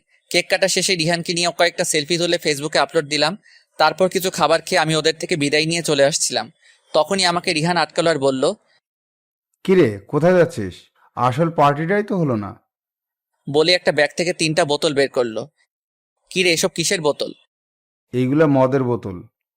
ছি সরা, এখান থেকে আমি এগুলো খাই নাকি? তোরা জানিস না আমি এগুলো খাই না। জানি, তবুও আজ খেতে হবে। আমাকে জোরাজোরি করতে লাগলো। শেষ পর্যন্ত ওদের জোরাজোরিতে বাধ্য হয়ে নাক টিপে হাফ গ্লাস খেলাম। হাফ গ্লাস খাওয়ার পরে আমার নেশা ধরে গেল। আমার আরো খেতে ইচ্ছা করতেছে। আমার পাশে এক বোতল রাখা ছিল। বোতলটার মুখ খুলে টক টক করে বোতলের অর্ধেক শেষ করতেই আবির আমার হাত থেকে বোতলটা কেড়ে নিল। এই নিয়ান, কি করছিস? আবিরও আমার মতো এসব খায় না। রাকিব আর রিহান অনেক জোরাজোরির পরেও আবির এসব খায় নাই। চল বাড়ি যাবি, চল। আবির আমাকে বাইকে করে বাড়িতে নিয়ে আসলো। আমাকে ঘরের সামনে পৌঁছে দিয়ে আবির চলে গেল। আমার কাছে ঘরের দ্বিতীয় চাবি ছিল, সেটা দিয়েই আমি ঢুকলাম। মাথা ঘুরছে, হাঁটতে পারছি না। কষ্ট করে রুমে আসলাম। দরজা ধাক্কা দিতেই খুলে গেল। পিচিটা বিছানাতে বসা ছিল। আমাকে দেখে উঠে এসে বলল, এতক্ষণে আসলে? আমি কিছু বললাম না। পিচিটার দিকে ঘোর লাগা চোখে তাকিয়ে রইলাম। আজ পিচিটাকে দেখে আমার ভিতরে কি রকম জানি একটা উত্তেজনা ফিল করছি। আমি পিচিটাকে বললাম, এই, তুই আমার বউ না? আয় আমার কাছে আয়। এ কি, তোমার মুখ থেকে কিসের ওকে বলতে না দিয়ে ও ঠোঁটে আমার ঠোঁট লাগিয়ে দিলাম। তারপর পিচিটার ঠোঁট ছেড়ে দিয়ে পিচিটাকে ধাক্কা দিয়ে বিছানাতে ফেলে দিলাম। সকালে ঘুম থেকে উঠে বিছানাতে বসলাম। মাথাটা ঝিমঝিম করছে। হঠাৎ আমার খেয়াল হলো আমার শরীরে কোনো কাপড় নেই। কাপড় নাই বলতে একটা সুতাও নেই, শুধু পাতলা একটা চাদর দিয়ে সারা শরীর ঢাকা। কাল রাতের কথা মনে পড়তেই আমি চমকে উঠলাম। শিট, এটা আমি কি করলাম? বলেই বিছানাতে একটা ঘুষি দিলাম। আমার প্রায় কান্না চলে আসছে। পাশে তাকিয়ে দেখলাম পিচিটা আছে নাকি। না, পিচিটা নাই। পিচিটাকে দেখলাম গোসল করে চুল মুছতে মুছতে বাথরুম থেকে বেরিয়ে আসছে। লজ্জায় আমার দিকে তাকাতে পারছে না। মাথা নিচু করে আমাকে বলল, বাথরুমে গরম পানি রাখা আছে, গোসল করে নাও। বলেই রুম থেকে বেরিয়ে গেল। আমি রেডি হয়ে ঘর থেকে বেরিয়ে গেলাম। ফিরে এসে পিচিটাকে খুঁজতে লাগলাম। রান্নাঘরে গিয়ে দেখলাম আম্মুর সাথে রান্না করছে। আমি বললাম, এই দিয়া রুমে আসো। পিচিটা রুমে এসে বলল, কিছু বলবে? এটা খেয়ে নাও। কিসের ওষুধ এটা? এটা পিল। পিল শব্দটা শুনে পিচিটা আমার থেকে কয়েক পা পিছিয়ে গেল। মুখটা মলিন করে আমার দিকে হা করে তাকিয়ে রইল। আমি বললাম, সরি, প্লিজ আমাকে মাফ করে দিও। রাতে যে কি হয়েছিল আমার, সত্যি বলছি, তখন আমার কোনো হুঁশ জ্ঞান ছিল না। পিচিটা কোনো কথা বলছে না, শুধু চোখ দিয়ে অনর্গল পানি ঝরে যাচ্ছে। আমি বললাম, প্লিজ তুমি কেঁদো না, তুমি কাঁদলে আমি নিজেকে কোনোদিন ক্ষমা করতে পারবো না। প্লিজ পিলটা খেয়ে নিও। বলেই আমি রুম থেকে বেরিয়ে গেলাম। দিয়ার কথায় আসি, দিয়া সেখানে স্তব্ধ হয়ে কিছুক্ষণ দাঁড়িয়ে রইল, তারপর দৌড়ে বাথরুমে ঢুকে গেল। বাথরুমে ঢুকে শাওয়ার ছেড়ে শাওয়ারের নিচে বসে হাউমাউ করে কান্না করতে লাগলো। এখন দিয়া যত জোরে কান্না করুক না কেন, সে কান্নার আওয়াজ বাইরে যাবে না, তাই ইচ্ছে মতো চিৎকার করে কান্না করতে লাগলো। দিয়া ভেবেছিল কাল রাতের ঘটনার পর নিয়ান আর তাকে দূরে সরিয়ে রাখতে পারবে না। এখন নিয়ান তাকে মেনে নেবে, কিন্তু একটু আগে যখন নিয়ান তার হাতে পিলটা ধরিয়ে দিল, তখন মাথায় যেন আকাশ ভেঙে পড়ল। এটুকু একটা পিলকে দিয়ার কাছে মনে হয়েছিল যেন এটা পৃথিবীর সবচেয়ে ভারী একটা জিনিস। সেই ভারী জিনিসটা নিয়ান দিয়ার হাতে ধরিয়ে দিল। আমি রুম থেকে বের হয়ে এসে ড্রয়িং রুমে সোফাতে বসলাম, মনে মনে ভাবতে লাগলাম আমি কি মেয়েটার সাথে একটু বেশি অপরাধ করে ফেলেছি? আমি যদি মেয়েটাকে স্ত্রী হিসেবে নাই মানতে পারি, তাহলে কেন আমি মেয়েটার সতীত্ব নষ্ট করলাম? নিজেকে নিজের কাছে অনেক অপরাধ বোধ হচ্ছে। মনে হচ্ছে যেন আমি এই পৃথিবীর সবচেয়ে বড় অপরাধী। মেয়েটার জন্য অনেক মায়া হচ্ছে। পিচিটার আর আমার ডিভোর্স পেপার আসতে আর মাত্র 4 দিন বাকি। পিচিটা এখন আমার সাথে আগের মতো কথা বলে না, আগের মতো পাগলামি করে না। কিছু জিজ্ঞেস করলে শুধু সেটার উত্তর দেয়। উত্তর দেওয়ার ধরন এমন, হ্যাঁ, না, ঠিক আছে, এর বেশি পিচিটা আমার সাথে একটা কথা বলে না। এখন কলেজে আমাকে ছেড়ে একা একা চলে যায়। আমি বলেছিলাম আমার সাথে যেতে, কিন্তু পিচিটা বলে সে নাকি একা যেতে পারবে। আমি পিচিটার সেই পাগলামিগুলো অনেক মিস করি। পিচিটার কিছু হলে একটুতেই কেঁদে ফেলা, আমাকে বারবার আব্বুর ভয় দেখানো, এগুলো অনেক মিস করি। আজ বন্ধুদের সাথে কিছুক্ষণ আড্ডা দেওয়ার পর চলে আসলাম পিচিটার কলেজের সামনে। কিছুক্ষণ পর পিচিটা বেরিয়ে আসলো। আমি পিচিটাকে বললাম, বাইকে ওঠো। পিচিটা কিছু না বলে আমাকে পাশ কাটিয়ে একটা রিক্সাতে উঠে গেল। আমি পিচিটার কাণ্ড দেখে বোকা বনে গেলাম। যে মেয়েটা আমার বাইকের পেছনে উঠতে সবসময় পাগল হয়ে থাকতো, সেই মেয়ে আজ আমার সামনে দিয়ে একটা রিক্সাতে উঠলো। আমার কেন জানি বুকের ভেতরটায় অনেক কষ্ট ফিল হচ্ছে। আমার এরকম কষ্ট হচ্ছে কেন? তাহলে কি আমি মেয়েটাকে ভালোবেসে ফেলেছি? সত্যি কি আমি মেয়েটাকে ভালোবেসে ফেলেছি? নিজেই নিজেকে প্রশ্ন করতে লাগলাম। সেখানে দাঁড়িয়ানা থেকে বাড়িতে চলে আসলাম। রুমে ঢুকে দেখলাম মেয়েটা গোসল করে বাথরুম থেকে বের হচ্ছে আর টাওয়েল দিয়ে চুল মুছছে। আজ কেন জানি আমার কাছে মেয়েটাকে অন্যরকম লাগছে। বারবার পিচিটার দিকে চোখ যাচ্ছে। পিচিটার মুখটা আজ এত ফ্যাকাশে লাগছে কেন? অনেকক্ষণ ধরে দেখছি পিচিটা মনমরা হয়ে কি যেন একটা ভাবছে। পিচিটা আয়নার সামনে দাঁড়িয়ে ছিল। আমি বললাম, তোমার কি কিছু হয়েছে? মেয়েটা আমার কথায় পিছনে ঘুরে আমার দিকে কিছুক্ষণ প্রশ্নবোধক দৃষ্টিতে তাকিয়ে রইল। তারপর মুখটা মলিন করে শুধু একটা শব্দ বলল। না। মেয়েটা রুম থেকে বেরিয়ে গেল। আমি বুঝলাম না মেয়েটা আমার দিকে এরকম ভাবে তাকালো কেন। মেয়েটা কি চোখের ভাষা দিয়ে আমাকে কিছু বোঝাতে চাইছিল? রাত 10টা 30 মিনিট। আমি আগে খাবার শেষ করে রুমে এসে মেয়েটার জন্য অপেক্ষা করছিলাম। মেয়েটা এতক্ষণ ধরে আসছে না কেন? আমি রুম থেকে বের হয়ে মেয়েটাকে ডাকতে লাগলাম, দিয়া, এই দিয়া। আসছি। দৌড়াতে দৌড়াতে মেয়েটা রুমে আসলো, আমার সামনে এসে দাঁড়ালো। হাঁপাতে হাঁপাতে বলল, কিছু বলবে? এতক্ষণ ধরে রুমে আসছিলে না, তার জন্যই ডাকলাম। আর কিছু বলবে না? আমি জানি মেয়েটা আমার মুখ থেকে কি শুনতে চাইছে। আমি মেয়েটার আমার জন্য এরকম অস্থিরতা দেখে মনে মনে হাসতে লাগলাম। তারপর মুখে একটা হাসি এনে বললাম, না, আর কি বলবো। ও, মেয়েটা কিছুক্ষণ নীরব থেকে আবার বলল, আমি কাল সকালে চলে যাচ্ছি। আমি অবাক হয়ে বললাম, চলে যাচ্ছ মানে কোথায় চলে যাচ্ছ? আমাদের ডিভোর্স পেপার চলে এসেছে। সকালে একটা লোক এসে পেপারটা দিয়ে গেছিল। মেয়েটা আলমারি থেকে ডিভোর্স পেপার বের করে আমার সামনে আনলো। তারপর পেপারটা আমাকে দেখিয়ে বলল, এই পেপারটায় সাইন করার আগে আমাকে একটাবার বউ বলে ডাকবে। শুধু একবার, একটা বার আমাকে বউ বলে ডাকো প্লিজ। আমি কিছু না বলে রুম থেকে বেরিয়ে গেলাম। ঘরের বাইরে এসে বাইকটা নিয়ে বেরিয়ে পড়লাম। বাইক চালাচ্ছি আর মনে মনে ভাবছি, তোমাকে শুধু একবার না, সারা জীবন বউ বলে ডাকবো, আমার পিচ্চি বউ। বাইকের স্পিড বাড়িয়ে দিলাম। একটা ফুলের দোকানের সামনে এসে বাইক থামালাম। তারপর অনেকগুলো গোলাপ ফুল কিনে একটা শাড়ির দোকানে এসে লাল একটা শাড়ি কিনলাম। আজ পিচ্চিটাকে নিয়ে সব আবার নতুন করে শুরু করব। শাড়ি আর গোলাপ নিয়ে একরকম দৌড়েই ঘরে ঢুকলাম। তাড়াহুড়ো করে সিঁড়ি দিয়ে উপরে উঠতে যাব, তখনই সিঁড়িতে একটা হোঁচট খেলাম। হোঁচট খেয়ে আমার পায়ের একটা নখ উল্টে রক্ত বেরোচ্ছে, সেদিকে আমার খেয়াল নাই। রুমে ঢুকে বললাম, দিয়া, আমি চলে এসেছি। কিন্তু দিয়াকে রুমে দেখতে পাচ্ছি না কেন? মনে হয় বাথরুমে আছে। বাথরুমের দরজা ধাক্কা দিতে দরজা খুলে গেল না। বাথরুমেও নেই। বেলকনিতে দেখতে যাব, তখনই চোখ পড়লো বিছানাতে। দেখলাম ডিভোর্স পেপার রাখা আছে, তার উপর একটা ছোট্ট কাগজ। আমি ডিভোর্স পেপার হাতে নিয়ে দেখলাম ডিভোর্স পেপারে দিয়ার সাইন। আমার বুকের ভিতর ধুক করে উঠল। কাগজটার ভাঁজ খুলে পড়তে লাগলাম। প্রিয় নিয়ান আহমেদ, আজ থেকে তুমি মুক্ত। আজ থেকে তোমাকে আর কখনো পিচ্চির জ্বালা সহ্য করতে হবে না। চলে যাচ্ছি সব ছেড়ে। কোথায় যাচ্ছি আমি নিজেও জানি না। তুমি হয়তো ভেবেছিলে যে আমি আমাদের বাড়িতেই যাব। না, আমি যে ওই বাড়িতে যেতে পারবো না। কি মুখ নিয়ে যাব ওই বাড়িতে? আব্বুকে গিয়ে আমি কি বলবো? তোমাকে বলেছিলাম যে সকালে যাব, কিন্তু একটু আগে তোমাকে যখন বললাম আমাকে একবার বউ বলে ডাকতে, তুমি আমার থেকে মুখ ফিরিয়ে বাইরে চলে গেলে তখনই বুঝে গেলাম আমাকে তোমার আর সহ্য হচ্ছে না। তাই সকাল পর্যন্ত থেকে তোমার অসহ্যের কারণ হতে চাই না, চলে গেলাম। তোমার মুখে সেই পিচ্চি শয়তানির ডাকটা অনেক মিস করব। ভালো থেকো, আর সুন্দর একটা বড় মেয়েকে বিয়ে করো। তোমার তো আবার পিচ্চি মেয়েদের সহ্য হয় না, এতে তোমার পিচ্চি বউ। চিঠিটা পড়ার পর আমার চোখ ঝাপসা হয়ে আসছিল। সারা পৃথিবীটা যেন আমার চোখের সামনে ঘুরছিল। সাথে সাথে সেখানে বসে পড়লাম। জোরে একটা চিৎকার দিলাম, দিয়া তুমি এটা কি করলে দিয়া? আমি তোমাকে কোথাও যেতে দিব না। বলেই দৌড়ে রুম থেকে বেরিয়ে গেলাম। বাইক স্টার্ট দিয়ে কোন দিকে যাব কিছুই বুঝতে পারছি না। অতপর কোনো দিশা না পেয়ে সামনের দিকে যেতে লাগলাম। দিয়ার কথায় আসে। রাস্তা দিয়ে আনমনে হাঁটছে দেয়া, চোখ দিয়ে অঝোর বৃষ্টি পড়ছে, বাতাসে চুলগুলো উঠছে। কোথায় যাচ্ছে সে নিজেও জানে না, শুধু এটা জানে যে নিয়ানের জীবন থেকে অনেক দূরে চলে যাবে। নিয়ানকে সে নিজের জীবনের চাইতেও বেশি ভালোবাসে। সেই ছোটবেলা থেকে নিয়ান তার মনে জায়গা করে আছে। আজ সেই মনের মানুষটাকে ছেড়ে অনেক দূরে চলে যাচ্ছে সে। দিয়া মনে মনে ভাবছে, সে কি দূরে চলে গেলে নিয়ানকে ভুলে থাকতে পারবে? আবার নিজেকে নিজে উত্তর দিচ্ছে, নিজেকে ভুলতে পারে, কিন্তু নিয়ানকে কোনোদিনও ভুলতে পারবে না। এসব ভাবতে ভাবতে কোনো সময় যে রাস্তার মাঝখানে চলে এসেছে সে নিজেও জানে না। পেছন থেকে হঠাৎ একটা কার এসে দিয়াকে অনেক জোরে ধাক্কা দিল। দিয়া ছিটকে অনেক দূরে গিয়ে পড়ল। আস্তে আস্তে চোখ বন্ধ হয়ে আসছে দিয়ার। চোখে বন্ধ করার আগে চোখে ঝাপসা দেখতে পেল, একটা লোক তাকে পাচাকোলা করে কোলে তুলেছে। অন্যে হয় দিয়াকে এদিক সেদিক খুঁজে বেড়াচ্ছি, কিন্তু কোথাও খুঁজে পাচ্ছি না। কোথায় গেল মেয়েটা? তাহলে কি মেয়েটাকে আর খুঁজে পাবো না? আর খুঁজে পাবো না সেই কথা মনে পড়তেই বাইক থামিয়ে বাইক থেকে নেমে সেখানে রাস্তার পাশে বসে পড়লাম। তাহলে আমি কি আমার পিচিটাকে হারিয়ে ফেলেছি? না, এটা হতে পারে না। বলে জোরে একটা চিৎকার দিলাম, দিয়া। চিৎকার করে কান্না করতে লাগলাম আর জোরে জোরে বলতে লাগলাম, দিয়া তুমি কোথায়? প্লিজ আমাকে ছেড়ে কোথাও যেও না দিয়া। দিয়া আমি তোমাকে অনেক ভালোবাসি দিয়া। এই পিচি শয়তানি, তুই শুনতে পারছিস? আমি তোকে অনেক ভালোবাসি। হাওমাও করে কান্না করতে লাগলাম।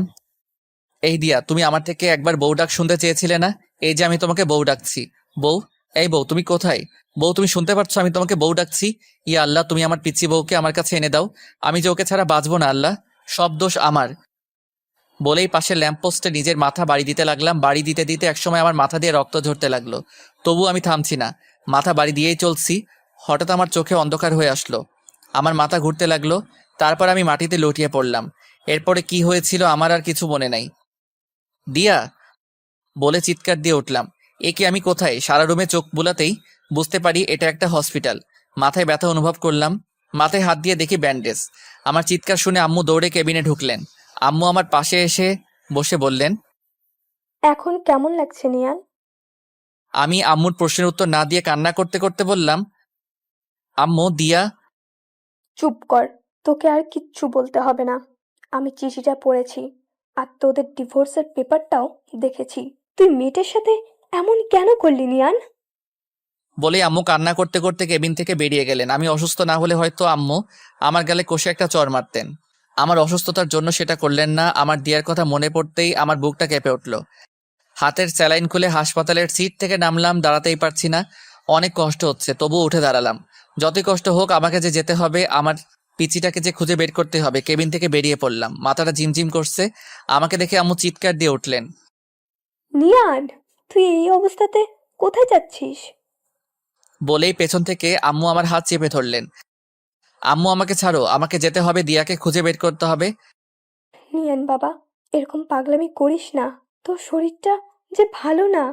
তাছাড়া দিয়াকে খুঁজতে তোর আপু আর চাচা গেছেন। না আম্মু, আমাকেও যেতে হবে। বলেই এক ঝটকায় আম্মুর থেকে আমার হাত ছাড়িয়ে দৌড়ে যেতে লাগলাম। কিছুটা যেতেই মাথাটা ঘুরতে লাগলো, আর যেতে পারলাম না। সেখানেই মাথা ঘুরে পড়ে গেলাম। এদিকে আজ 3 দিন পর দিয়ার জ্ঞান ফিরল। রিয়া চোখ খুলতে নিজেকে একটা হসপিটালে আবিষ্কার করে। পাশে লক্ষ্য করে দেখে নিয়ানের বয়সী একটা ছেলে বসে আছে। দিয়া বলল, আমি কোথায় আর এখানে কিভাবে আসলাম? দিয়াকে উঠতে দেখে ছেলেটা বলল, আপনার এখন কেমন লাগছে? ভালো, কিন্তু আমি এখানে কেন? আর এটা কোন জায়গা? আপনি এখন মালয়েশিয়ায়। মানে আমি মালয়েশিয়ায় কিভাবে আসলাম? আমি তো একটা গাড়ির সাথে। দিয়াকে আটকিয়ে ছেলেটা বলল, হ্যাঁ, সেদিন আপনি আমার গাড়ির সাথে ধাক্কা খেয়েছিলেন। ধাক্কা অনেক জোরে লেগেছিল, আপনার অনেক ব্লিডিং হচ্ছিল। আমি আপনাকে সেখানকার একটা হসপিটালে নিয়ে যাই।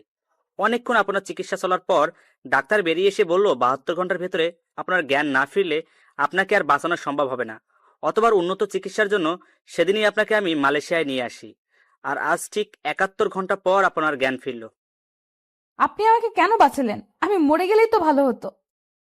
আমার সামনে একজন মানুষ মারা যাবে সেটা আমি চেয়ে চেয়ে দেখবো? তাও আবার আমার গাড়ির সাথে অ্যাক্সিডেন্ট হয়েছে। আচ্ছা, আপনি সেদিন মাঝ রাস্তায় দিয়ে হাঁটছিলেন কেন?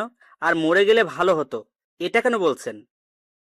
দিয়া নিয়ানের সাথে ঘটে যাওয়া সব ঘটনাই ছেলেটাকে বলল। সব বলার পর ছেলেটার দিকে তাকাতেই দেখলো ছেলেটার চোখে পানি। ছেলেটা বলল, একটা মেয়ে একটা ছেলেকে এতটা ভালোবাসতে পারে? দিয়া কিছু বলল না, শুধু চোখ দিয়ে পানি ঝরছে। ছেলেটা আবার বলল, ওই বজ্জাত ছেলেটা কি করে পারলো আপনার মতো একটা মিষ্টি মেয়েকে কষ্ট দিতে? প্লিজ ওকে কিচ্ছু বলবেন না, ও অনেক ভালো ছেলে। আপনাকে এত কষ্ট দেওয়ার পরও আপনি বলছেন ছেলেটা ভালো? আমি যে ওকে আমার জীবনের চাইতেও বেশি ভালোবাসি, তাই ও যতই খারাপ হোক আর আমাকে যতই কষ্ট দেখ না কেন, আমার কাছে ও ভালোই থাকবে। সত্যি আপনার তুলনা হয় না। যে ছেলেটা আপনাকে এত অবহেলা কষ্ট দিল আর আপনি তাকেই বলছেন ভালো। আচ্ছা, আপনার নামটাই জানা হলো না। আমি দিয়া। আর আমি আরিয়ান চৌধুরী। আমি হলাম এই চৌধুরী সাহেবের মা। দিয়া দেখতে পেল কথাটা বলতে বলতে একজন মহিলা কেবিনে ঢুকছেন। আরিয়ান মহিলাটাকে দেখিয়ে বলল, দিয়া, উনি আমার আম্মু। দিয়া মুখ দিয়ে সালাম দিল, তারপর বলল, উনি এখানে? আমরা এখানে মালয়েশিয়ায় থাকি। এখন কেমন লাগছে মা? জি ভালো আন্টি।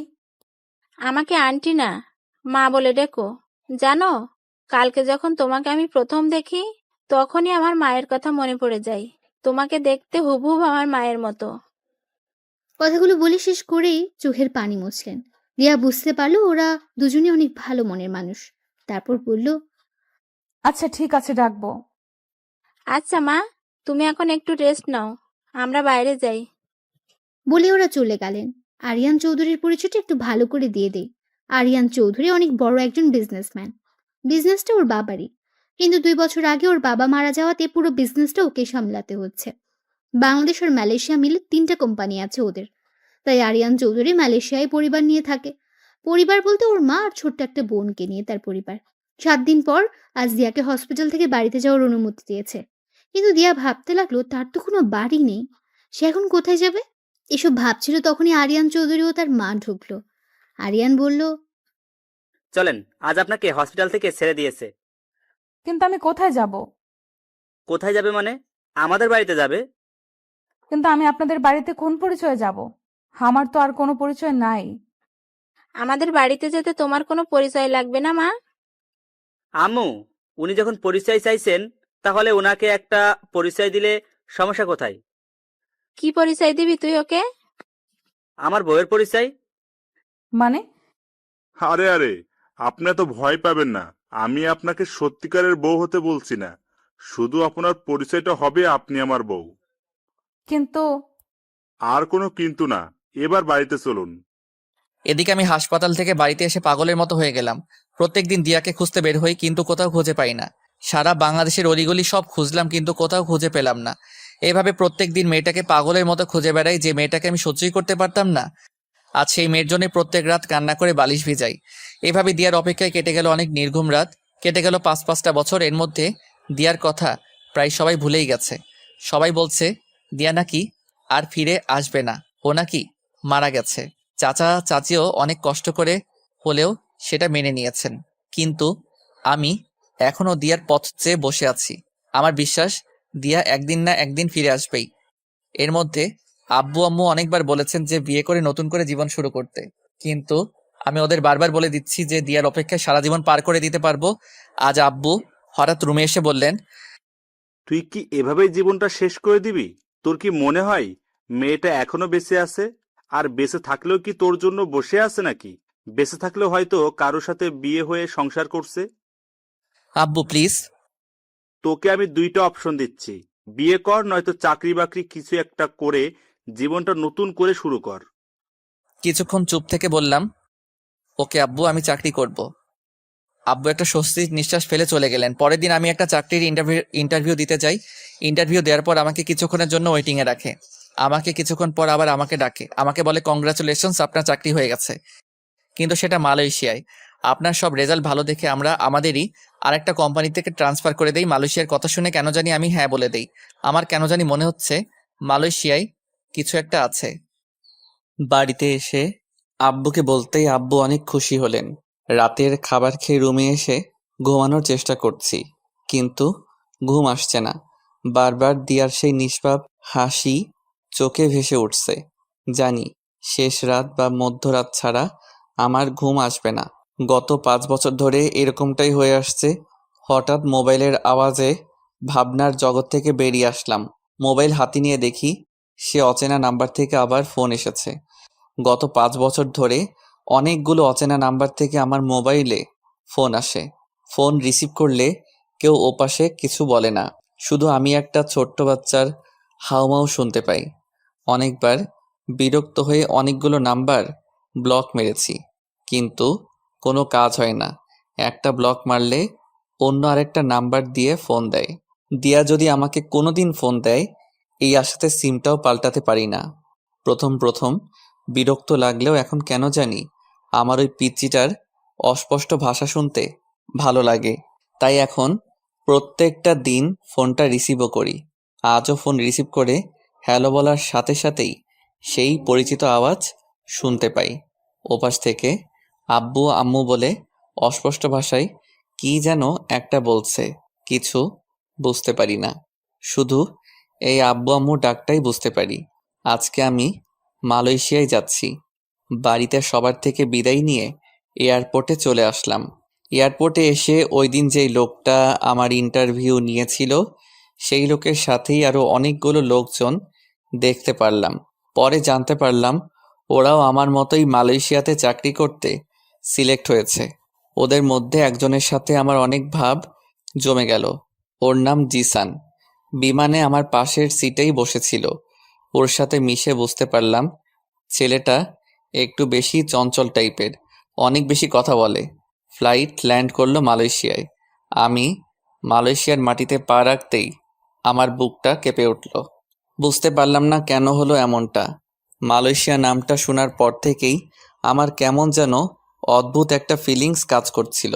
আমরা যেই কোম্পানিতে কাজ করতে আসছি সেই কোম্পানিরই কয়েকজন লোক এসে আমাদের একটা হোটেলে নিয়ে গেল। আজকে রেস্ট নিয়ে কালকে থেকে অফিস। আমি হোটেলে এসে আমার রুমে ঢুকলাম। ফ্রেশ হয়ে বসে আছি। বসে বসে বোর হচ্ছি, তাই ভাবলাম শহরটা একটু ঘুরে দেখি। রুম থেকে বের হতেই জিসানের সামনে পড়লাম। জিসান আমাকে দেখে হেসে বলল, কি ভাই, কোথায় বের হচ্ছেন? আসলে রুমে বসে বসে বোর হচ্ছিলাম, তাই একটু ঘুরতে যাচ্ছি। আমিও সেম ভাই, চলেন আমিও যাব আপনার সাথে। তাহলে তো ভালোই হলো, আমাকেও একা একা ঘুরতে হবে না। চলেন। কোথায় যাওয়া যায় বলেন তো? আমি তো এখানকার জায়গা তেমন চিনি না। আমি চিনি ভাই, চলেন ভাই, আমরা এখানকার সব থেকে বড় শপিং মলে যাই। অনেক সুন্দর একটা শপিং মল। আমারও একটা জিনিস কিনতে হবে, জিনিসটাও কিনলাম আর ঘোরাঘুরিও করলাম। আচ্ছা চলুন। একটা ট্যাক্সি নিয়ে শপিং মলের সামনে এসে নামলাম। সত্যি শপিং মলটা অনেক বড় এবং সুন্দর। শপিং মলের ভিতরে ঢুকতে আমার শরীরে একটা কঠিন ঠান্ডা বাতাস লাগলো, আর আমার বুকের ভিতর ধুকধুক করতে লাগলো। আমি সেখানটায় দাঁড়িয়ে হার্টবিটের ধুকধুকানি ফিল করতে লাগলাম। আমার এরকম হচ্ছে কেন? জিসান বলল, কি ভাই, এখানে দাঁড়িয়ে আছেন কেন, আর কি ভাবছেন? আমি এই শপিং মলে ঢোকার সাথে সাথেই আমার শরীরে কী রকম জানি ঠান্ডা বাতাস লাগলো। আরে ভাই, এটা এসির বাতাস। না, এটা এসির বাতাস হতে পারে না। এসির বাতাস এত মোলায়েম আর কঠিন না, আর এই বাতাসটা একেবারে আমার বুকের ভিতর লেগেছে। আরে ভাই, কি সব আবোল তাবোল বলছেন? আমি জোরে একটা নিঃশ্বাস ফেলে বললাম, না কিছু না, চলেন। তারপর জিসানকে নিয়ে লিফটে করে শপিং মলটার 3 তলাতে উঠলাম। জিসান ঘুরে ঘুরে টি শার্ট দেখছে, হয়তো টি শার্ট কেনার জন্যই আসছে। আমি আর ওকে জিজ্ঞেস করলাম না।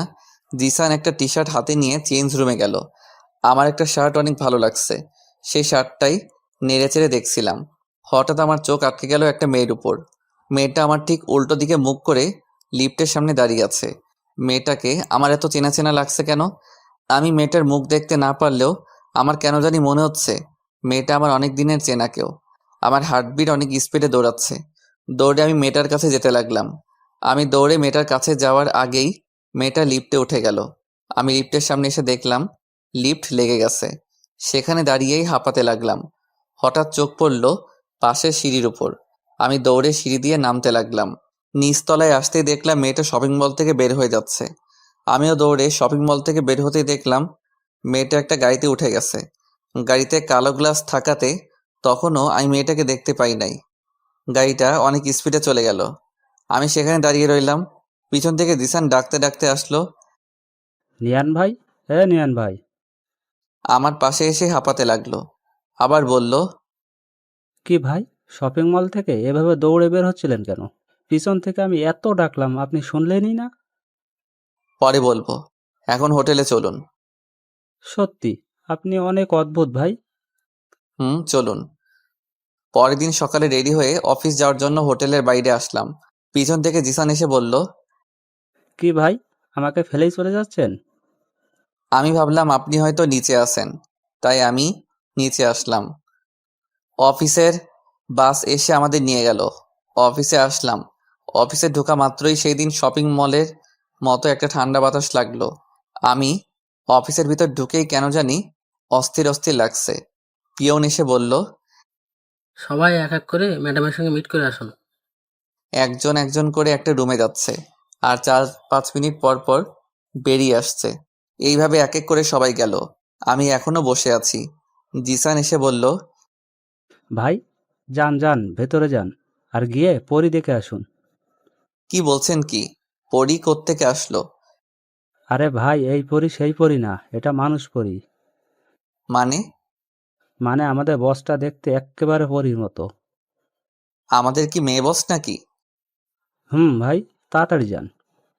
আমি উঠে আমাদের বস মানে মেয়েটার দরজার পাশে এসে বললাম, may I come in madam? Yes, come in.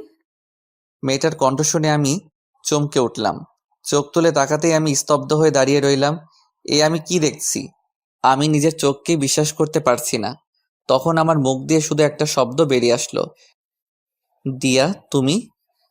আমি আমার নিজের শরীরে একটা চিমটি কেটে চোখ বন্ধ করে আবার তাকালাম। আমি ঠিকই দেখছি, দিয়া আমার সামনে, আমার পিচ্চি বউ আমার সামনে। কিন্তু এটা কোন দিয়া? এটা কি সেই পিচ্চিটা? পিচ্চিটা তো এখন পিচ্চি নাই, অনেক বড় হয়ে গেছে। এদিকে দিয়া আমাকে দেখে চেয়ারে বসে থাকতে পারলো না, চেয়ার থেকে উঠে দাঁড়ালো। মুখটা হা করে আমার দিকে অবাক দৃষ্টিতে তাকিয়ে রইল, আর গাল বেয়ে চোখের পানি গড়িয়ে পড়ছে। আমি যেই দিয়ার কাছে এগিয়ে গিয়ে কিছু বলতে যাব, তখনই আমার পিছন থেকে একটা বাচ্চা বলে উঠল। আম্মু। আমি পিছনে তাকিয়ে দেখলাম একটা লোকের কোলে 3 থেকে 4 বছর বয়সী একটা বাচ্চা। লোকটা হয়তো ড্রাইভার, কিন্তু বাচ্চাটা আম্মু বলল কাকে? বাচ্চাটা সেই ড্রাইভারটার কোল থেকে নেমে ছোট ছোট পায়ে দৌড়ে গিয়ে আম্মু আম্মু বলতে বলতে দিয়ার কোলে উঠল। আমার মাথায় যেন আকাশ ভেঙে পড়ল। তার মানে সেদিনের আব্বুর কথাটাই সত্যি হলো। দিয়া অন্য কারোর সাথে বিয়ে হয়ে সংসার করছে, আর তার প্রমাণ হলো এই বাচ্চাটা। আমার সেখানে দাঁড়িয়ে থাকতে কষ্ট হচ্ছে, বুকের ভিতর অনেক কষ্ট ফিল হচ্ছে। মনে হচ্ছে কেউ বুকে হাতুড়ি দিয়ে পিটাচ্ছে। আমি কিছুক্ষণ ওদের মা মেয়েকে দেখে কেবিন থেকে বেরিয়ে যেতে লাগলাম। পিছন থেকে দিয়া ডাক দিল। এই যে শুনুন। আমি ঘুরে দিয়ার চোখের দিকে তাকালাম। দিয়া একবার আমার চোখের দিকে তাকিয়ে আবার চোখ নিচে নামিয়ে বলল, অফিসের বসকে কোনোদিন নাম ধরে ডাকতে নেই, এই ভুলটা যেন আর না হয়। আমি দিয়ার কণ্ঠে রাগ মান অভিমান ফিল করলাম। কিছুক্ষণ দিয়ার দিকে তাকিয়ে থেকে বললাম, জি ম্যাডাম। বলে আমি আবার বেরিয়ে যেতে লাগলাম। পিছন থেকে দিয়ার মেয়েটা দৌড়ে এসে আমার হাত ধরল আর তুতলিয়ে তুতলিয়ে বলল, আঙ্কেল, আমি তোমাকে চিনি। আমি মেয়েটাকে কোলে নিয়ে গালে একটা চুমু দিয়ে বললাম, কিভাবে চিনো মামনি? তোমাকে আমি আম্মুর ফোনে দেখেছি। মেয়েটার কথা শুনে আমি দিয়ার দিকে তাকালাম। দিয়া মেয়েটাকে ধমক দিয়ে বলল, হিয়া, এদিকে আসো বলছি। না, আমি যাব না, আমি আঙ্কেলের কাছে থাকবো। বলেই আমার গলা 2 হাত দিয়ে শক্ত করে জড়িয়ে ধরলো। তিয়া রেগে সেখান থেকে উঠে এসে মেয়েটাকে আমার কোলে থেকে টেনে নিয়ে নিল। মেয়েটা কান্না শুরু করে দিল, তারপর অন্যদিকে মুখ করে দিয়া বলল, আপনি এখন আসতে পারেন আর গিয়ে আপনার কাজ শুরু করে দেন। আমি সেখান থেকে বেরিয়ে আসলাম। নিয়ান বেরিয়ে যাওয়ার সাথে সাথে দিয়া ক্যাবিনের দরজাটা লক করে এসে কান্না করতে লাগলো। দিয়ার চিৎকার দিয়ে কান্না করতে ইচ্ছে করছে, কিন্তু অফিস বলে সেটা করতে পারছে না। দিয়া হাত দিয়ে মুখ চেপে কান্না করতে লাগলো। কান্না করছে আর বলছে, আমি কি করে পারলাম আমার নিয়ানের সাথে এরকম ভাবে কথা বলতে? যাকে আমি আমার জীবনের চাইতেও বেশি ভালোবাসি তাকে আমি কি করে পারলাম এরকম অপমান করতে? এগুলো বলছে আর মুখ চেপে কান্না করছে দিয়া।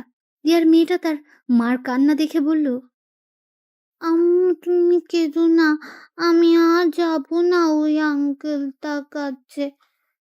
দিয়া ওর মেয়েকে জড়িয়ে ধরে কান্না করতে লাগলো আর বলল, তুই ওর কাছে যাওয়াতে আমি কাঁদছি না, তুই ওর কাছে যাওয়াতে আমি আরো খুশি হয়েছি।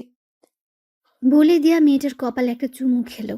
রিয়া এখন বুঝতে পারলো কালকে শপিং মলে তার মনে হয়েছিল যে নিয়ান তার আশেপাশে ছিল, তার মানে সত্যি নিয়ান শপিং মলে ছিল। দিয়া চোখের পানি মুছে জোরে একটা নিঃশ্বাস নিল। এখন দিয়ার ভেতরটা একটু হালকা লাগছে, কারণ আজ 5টা বছর পর নিয়ানকে সে দেখলো।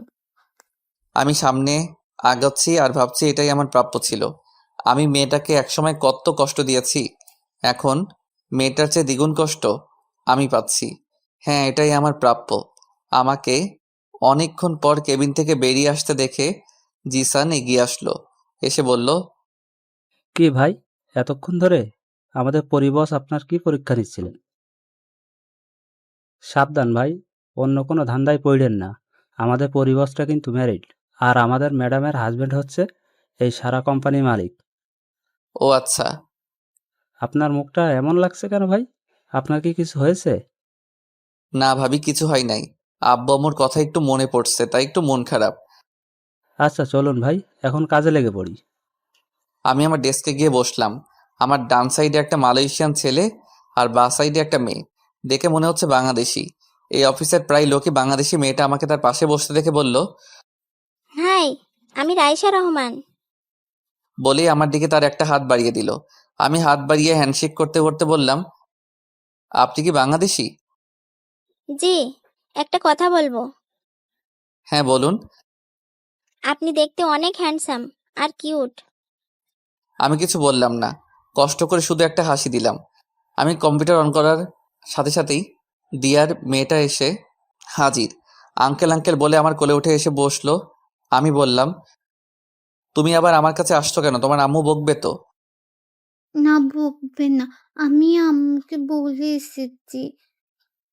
আচ্ছা, তোমার নাম কি মামুনি? হিয়া। দিয়ার ওর মেয়ের নামটা নিজের নামের সাথে মিল রেখেই রাখছে।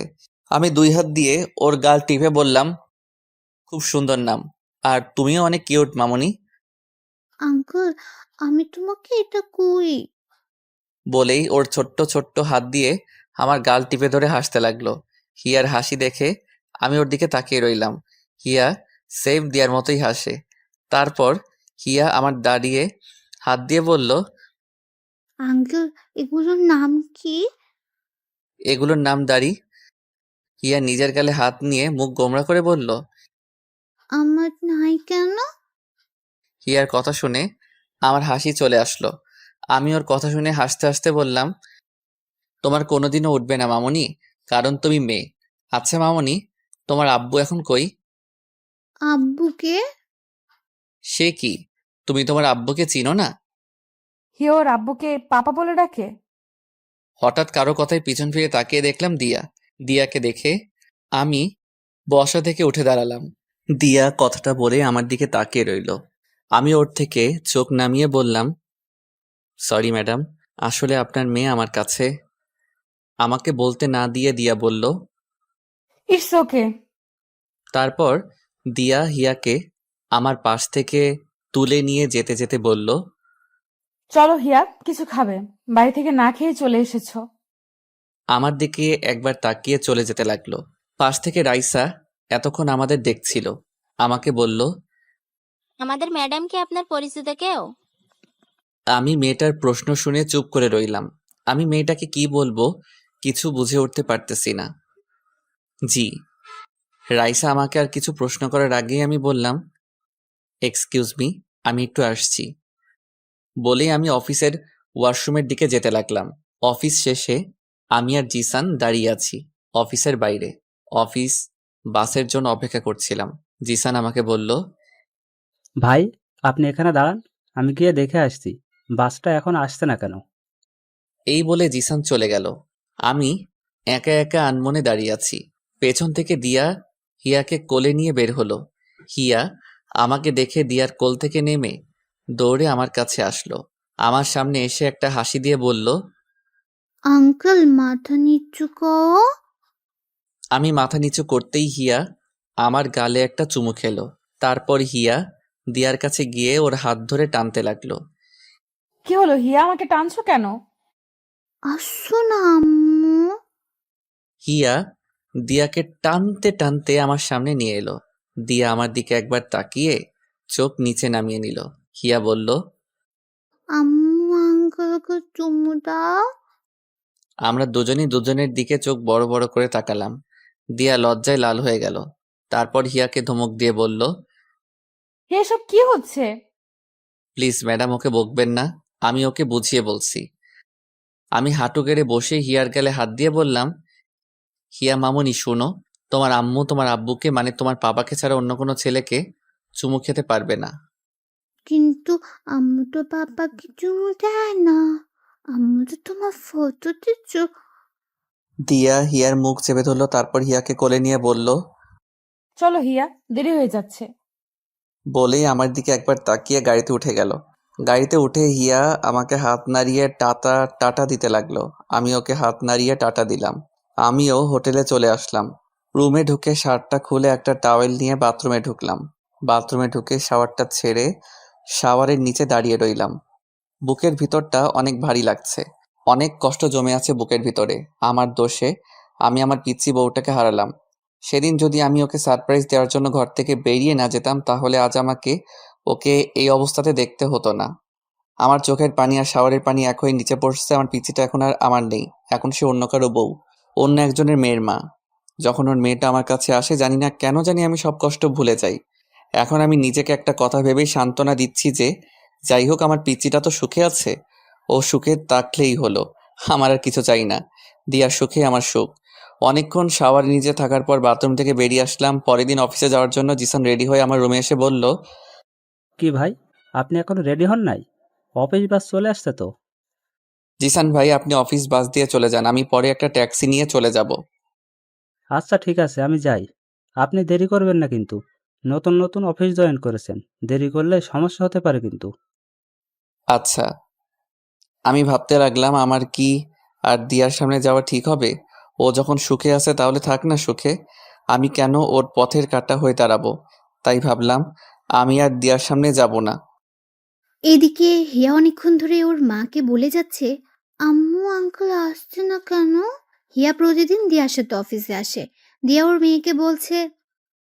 আসবে, এক্ষুনি চলে আসবে। এদিকে দিয়াও চিন্তায় পড়ে। দিয়া মনে মনে ভাবতে লাগলো, অফিস বাস তো সেই কখন চলে আসলো, কিন্তু নিয়ান আসলো না কেন অফিস বাসে? নিয়ান কি আর আসবে না অফিসে? নিয়ান তো আমাকে সহ্যই করতে পারে না। তাহলে কি আমার জন্য সে আর অফিসে আসবে না? আমার নিয়ানকে কি আমি আর দেখতে পারবো না? নিয়ানকে সে আর দেখতে পারবে না। সে কথা মনে পড়তে দিয়ার বুকের ভেতর ধুক করে উঠল। চোখ দিয়ে পানি বেরিয়ে আসলো। এতক্ষণ সে তার ক্যাবিনের সামনে দাঁড়িয়েছিল। হঠাৎ খেয়াল হলো নিয়ান অফিসে ঢুকছে। দিয়ার চোখে মুখে হাসি ফুটে উঠল। হিয়া নিয়ানকে দেখতে পেয়ে দৌড়ে গিয়ে নিয়ানের পা দুটো জড়িয়ে ধরল। আমি হিয়াকে টেনে কোলে তুললাম, গালে একটা চুমু দিলাম। হ্যাঁ, আজ ওর জন্য অফিসে আসতে হলো। আমি যে দিয়ার মেয়েটার মায়ায় পড়ে গেছি। আঙ্কেল, আমি তোমার সাথে কথা বলবো না। তুমি এত দেরি করে আসলে কেন? সরি। দেখি কিউটিটার মুখটা। হিয়া মুখটা অন্যদিকে ঘুরিয়ে নিল। আমি এবার হিয়াকে কাতুকুতু দিতে লাগলাম। হিয়া খিলখিল করে হাসতে লাগলো। দিয়া ওদের দেখে একটা হাসি দিয়ে চোখ মুছে জোরে একটা নিঃশ্বাস ফেলে ক্যাবিনে চলে গেল। আমি সারাদিন হিয়াকে নিয়ে মেতে রইলাম।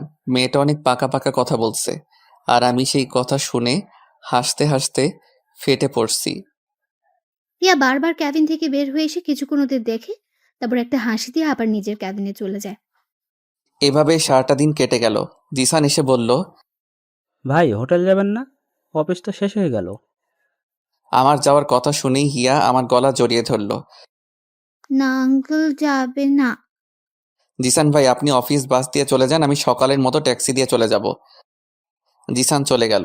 কিছুক্ষণ পর দিয়া কেবিন থেকে বেরিয়ে আমাদের কাছে এসে হিয়াকে বলল, হিয়া আসো, আমরা বাসায় যাব। না, আমি যাব না।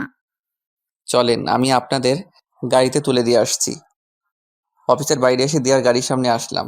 দিয়া আগে গিয়ে গাড়িতে বসলো। আমি হিয়াকে বললাম, হিয়া আমার দিকে তাকাও। হিয়া আমার কাছ থেকে মুখ তুলে তাকালো। আমি বললাম, যাও এখন বাসায়। তুমি এরকম করলে কিন্তু আমি কালকে আর এখানে আসবো না। হিয়া আমার কথা শুনে গাড়িতে উঠে গিয়ে বসলো। আমি হিয়ার গালে একটা চুমু দিয়ে সেখান থেকে চলে যেতে লাগলাম। হঠাৎ পিছন থেকে দিয়া ডাক দিল। এই যে শোনো। আমি পিছন ফিরে তাকাতেই দেখলাম দিয়া গাড়ির থেকে মুখ বের করে আছে। আমি বললাম, জি বলুন। অফিস বাস তো চলে গেছে, তুমি কিভাবে যাবে? দিয়ার মুখে তুমি ডাক শুনে ওর দিকে অবাক চোখে তাকিয়ে রইলাম। দিয়া আবার বলল, আমি তোমাকে কিছু প্রশ্ন করছি। ও জি, আমি ট্যাক্সি দিয়ে চলে যাব। তুমি যদি কিছু মনে না করো, আমি তোমাকে পৌঁছে দিতে পারি। Thank you. লাগবে না, আমি চলে যেতে পারবো। দিয়া মুখটা কালো করে ফেললো। হিয়া বলল, আঙ্কেল চলো না আমাদের সাথে। আমি হিয়ার মুখের দিকে তাকিয়ে না করতে পারলাম না। উঠে গেলাম ওদের গাড়িতে। আমি এক পাশে আর দিয়া আরেক পাশে, আর হিয়া মাঝখানে। হিয়া আমার কোলে উঠে এসে বসলো। কেউ কোনো কথা বলছি না। কিছুক্ষণ চুপ থাকার পর হুট করে দিয়া বলল, তোমার বউকে কি এখানে মানে মালয়েশিয়ার সাথে করে নিয়ে এসেছো? আমি দিয়ার কথা শুনে হাসতে লাগলাম। হা হা হা, বউ হা হা। কি হলো, হাসছো কেন? আমি হাসির কিছু বলেছি? আমার কপালে বউ নাই। মানে তুমি কি সব অদ্ভুত কথা বলছো? সত্যি তো বলছি, এখানে অদ্ভুতের কি আছে? মানে তুমি এখনো বিয়ে করো নাই? না, বললাম না আমার কপালে বউ নাই। কেন বিয়ে করো নাই? তুমি জেনে কি করবে? প্লিজ বলো না, কেন বিয়ে করো নাই? আমি কিছুক্ষণ চুপ করে রইলাম। তারপর দিয়ার চোখে চোখ রেখে বললাম, তোমার জন্য। আমার জন্য মানে? সেদিন রাতে আমি কিছু একটা ভেবে চুপ করে রইলাম। দিয়া কি এখন এসব বলা ঠিক হবে? দিয়া তো সুখেই আছে। ওকে এসব বলে কি ওর কষ্ট বাড়ানো ঠিক হবে? দিয়া আমাকে চুপ করে থাকতে দেখে বলল, বলো না, সেদিন রাতে কি? না কিছু না। দিয়া এবার আমার হাত ধরে হিয়ার মাথায় নিয়ে গেল। তারপর বলল, ও তো ছোট্ট ফেরেশতা মানুষ, আমি জানি তুমি ওর মাথায় হাত রেখে মিথ্যা বলতে পারবে না। আমি এবার কি বলবো কিছু বুঝে উঠতে পারছি না। হিয়ার মাথায় হাত রেখে আমি আবার মিথ্যা বলতে পারবো না। আমি বললাম, দিয়া থাক না এসব, এখন আর জেনে কি করবে? তুমি বলবে কিনা বলো। আমি এবার বলতে শুরু করলাম, আসলে সেদিন রাতে তুমি যখন আমার মুখ থেকে একবার বউ ডাক শুনতে চেয়েছিলে, তখন আমি ঘর থেকে বেরিয়ে গিয়েছিলাম জানো। সেদিন আমি তোমাকে সারপ্রাইজ দেওয়ার জন্য রুম থেকে বেরিয়ে গিয়েছিলাম। সেদিন আমি তোমাকে একবার না সারা জীবনের জন্য বউ ডাকতে চেয়েছিলাম। তোমাকে আপন করে নিতে চেয়েছিলাম, কিন্তু তোমাকে সারপ্রাইজ দেওয়ার জন্য একটা লাল টকটকে শাড়ি আর অনেক গোলাপ ফুল নিয়ে যখন বাসায় আসলাম, তখন আমি নিজেই সারপ্রাইজড হয়ে যাই। এসে দেখি তুমি রুমে নাই। তারপর যখন তোমার চিঠি আর ডিভোর্স পেপারে সাইন দেখলাম, তখন আমার সারা দুনিয়া অন্ধকার হয়ে এসেছিল। তারপর 5-5টা বছর তোমার অপেক্ষায় তোমাকে খুঁজতে খুঁজতে কাটিয়ে দেই। সবাই তো ভেবে নিয়েছিল যে তুমি আর বেঁচে নেই, কিন্তু একমাত্র আমিই জানতাম তোমাকে আমি একদিন একদিন খুঁজে পাবো। কিন্তু এভাবে যে পেয়েও তোমাকে হারাতে হবে, সেটা ভাবিনি। আমি এক নিঃশ্বাসে কথাগুলো বলে ফেললাম।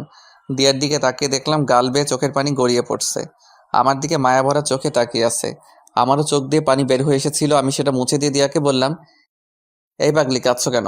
আমি কিন্তু এখন আর কষ্ট পাচ্ছি না, কারণ তুমি সুখে আছো। তোমার সুখেই আমার সুখ। দিয়ার এখন অনেক ইচ্ছে করছে নিয়ানকে জড়িয়ে ধরতে, কিন্তু ধরলো না। নিজেকে কন্ট্রোল করলো আর মনে মনে বলতে লাগলো, আমাকে এতদিন অনেক কষ্ট দিয়েছো, এখন আমার নিজের কিছু কষ্ট পাওয়া প্রাপ্য। দিয়ার ভেতরে ভেতরে অনেক খুশি হচ্ছে এই ভেবে যে তার নিয়ান তাকে ভালোবাসে। তার জন্য সে এতটা বছর অপেক্ষা করলো, কিন্তু সে খুশিটা প্রকাশ করলো না। চোখের পানি মুছে চুপ করে বসে রইল আর বারবার নিয়ানের দিকে আর চোখে তাকাতে লাগলো। আজ নিয়ানকে কেন জানি দিয়ার কাছে অন্যরকম লাগছে। হিয়া আমার কোলেই ঘুমিয়ে পড়ল। আমার বুকে মাথা রেখে 2 হাত দিয়ে গলা জড়িয়ে ধরে ঘুমিয়ে আছে। আমি ওকে 2 হাত দিয়ে আঁকড়ে ধরে আছি। আমার হোটেলের কাছে চলে আসলাম। আমি হিয়াকে দিয়ার কোলে দিলাম। গাড়ি থেকে নেমে এসে আবার গাড়ির ভিতরে মুখ ঢুকিয়ে হিয়ার গালে চুমু দিবার জন্য মাথা এগিয়ে নিলাম। হিয়া দিয়ার কাঁধে মাথা রেখে ঘুমিয়েছিল। আমি যখন হিয়াকে চুমু খাওয়ার জন্য ঠোঁট এগিয়ে নিলাম, দিয়া ভাবলো আমি ওকে চুমু খাবো, তাই তার গাল এগিয়ে আনছিল। কিন্তু আমি হিয়ার গালে চুমু খাওয়াতে দিয়া লজ্জা পেয়ে আবার গাল পিছিয়ে নিল। আমি গাড়ি থেকে মাথা বের করে পিছন ফিরে চলে আসছিলাম। পিছন থেকে দিয়া ডাক দিল। এই যে শোনো, জি বলেন। কালকে অফিসে একটু তাড়াতাড়ি চলে যেও। জি আচ্ছা। এই বলে আমি হোটেলের ভিতর ঢুকে গেলাম। আমি ভিতরে ঢোকা পর্যন্ত দিয়া সেখানেই গাড়ি নিয়ে দাঁড়িয়ে রইল। আমি রুমে ঢুকে সবকিছু গুছিয়ে নিলাম। দিয়াকে আমার মনের কথা বলতে পেরে এখন শান্তি গছে। পরের দিন সকালে রেডি হচ্ছিলাম, হঠাৎ আমার মোবাইলটা বেজে উঠল। আম্মু ফোন দিয়েছেন। আমি ফোন রিসিভ করার পর আম্মু বললেন, কেমন আছিস রে বাবা? ভালো আম্মু, আমি আসছি, এসেই তোমার সাথে কথা বলবো, এখন রাখি। কোথায় আসছিস? আম্মু আমি দেশে ফিরছি। আম্মুকে কিছু বলতে না দিয়ে আমি ফোনটা কেটে দিলাম। হ্যাঁ, আমি আজ ফিরে যাচ্ছি দেশে। সেদিন যখন ভাবছিলাম দিয়ার সামনে আর যাব না, সেদিনই আমি দেশে ফেরার জন্য টিকিট বুক করি। তাই সেদিন অফিসে যেতেও দেরি হয়েছিল।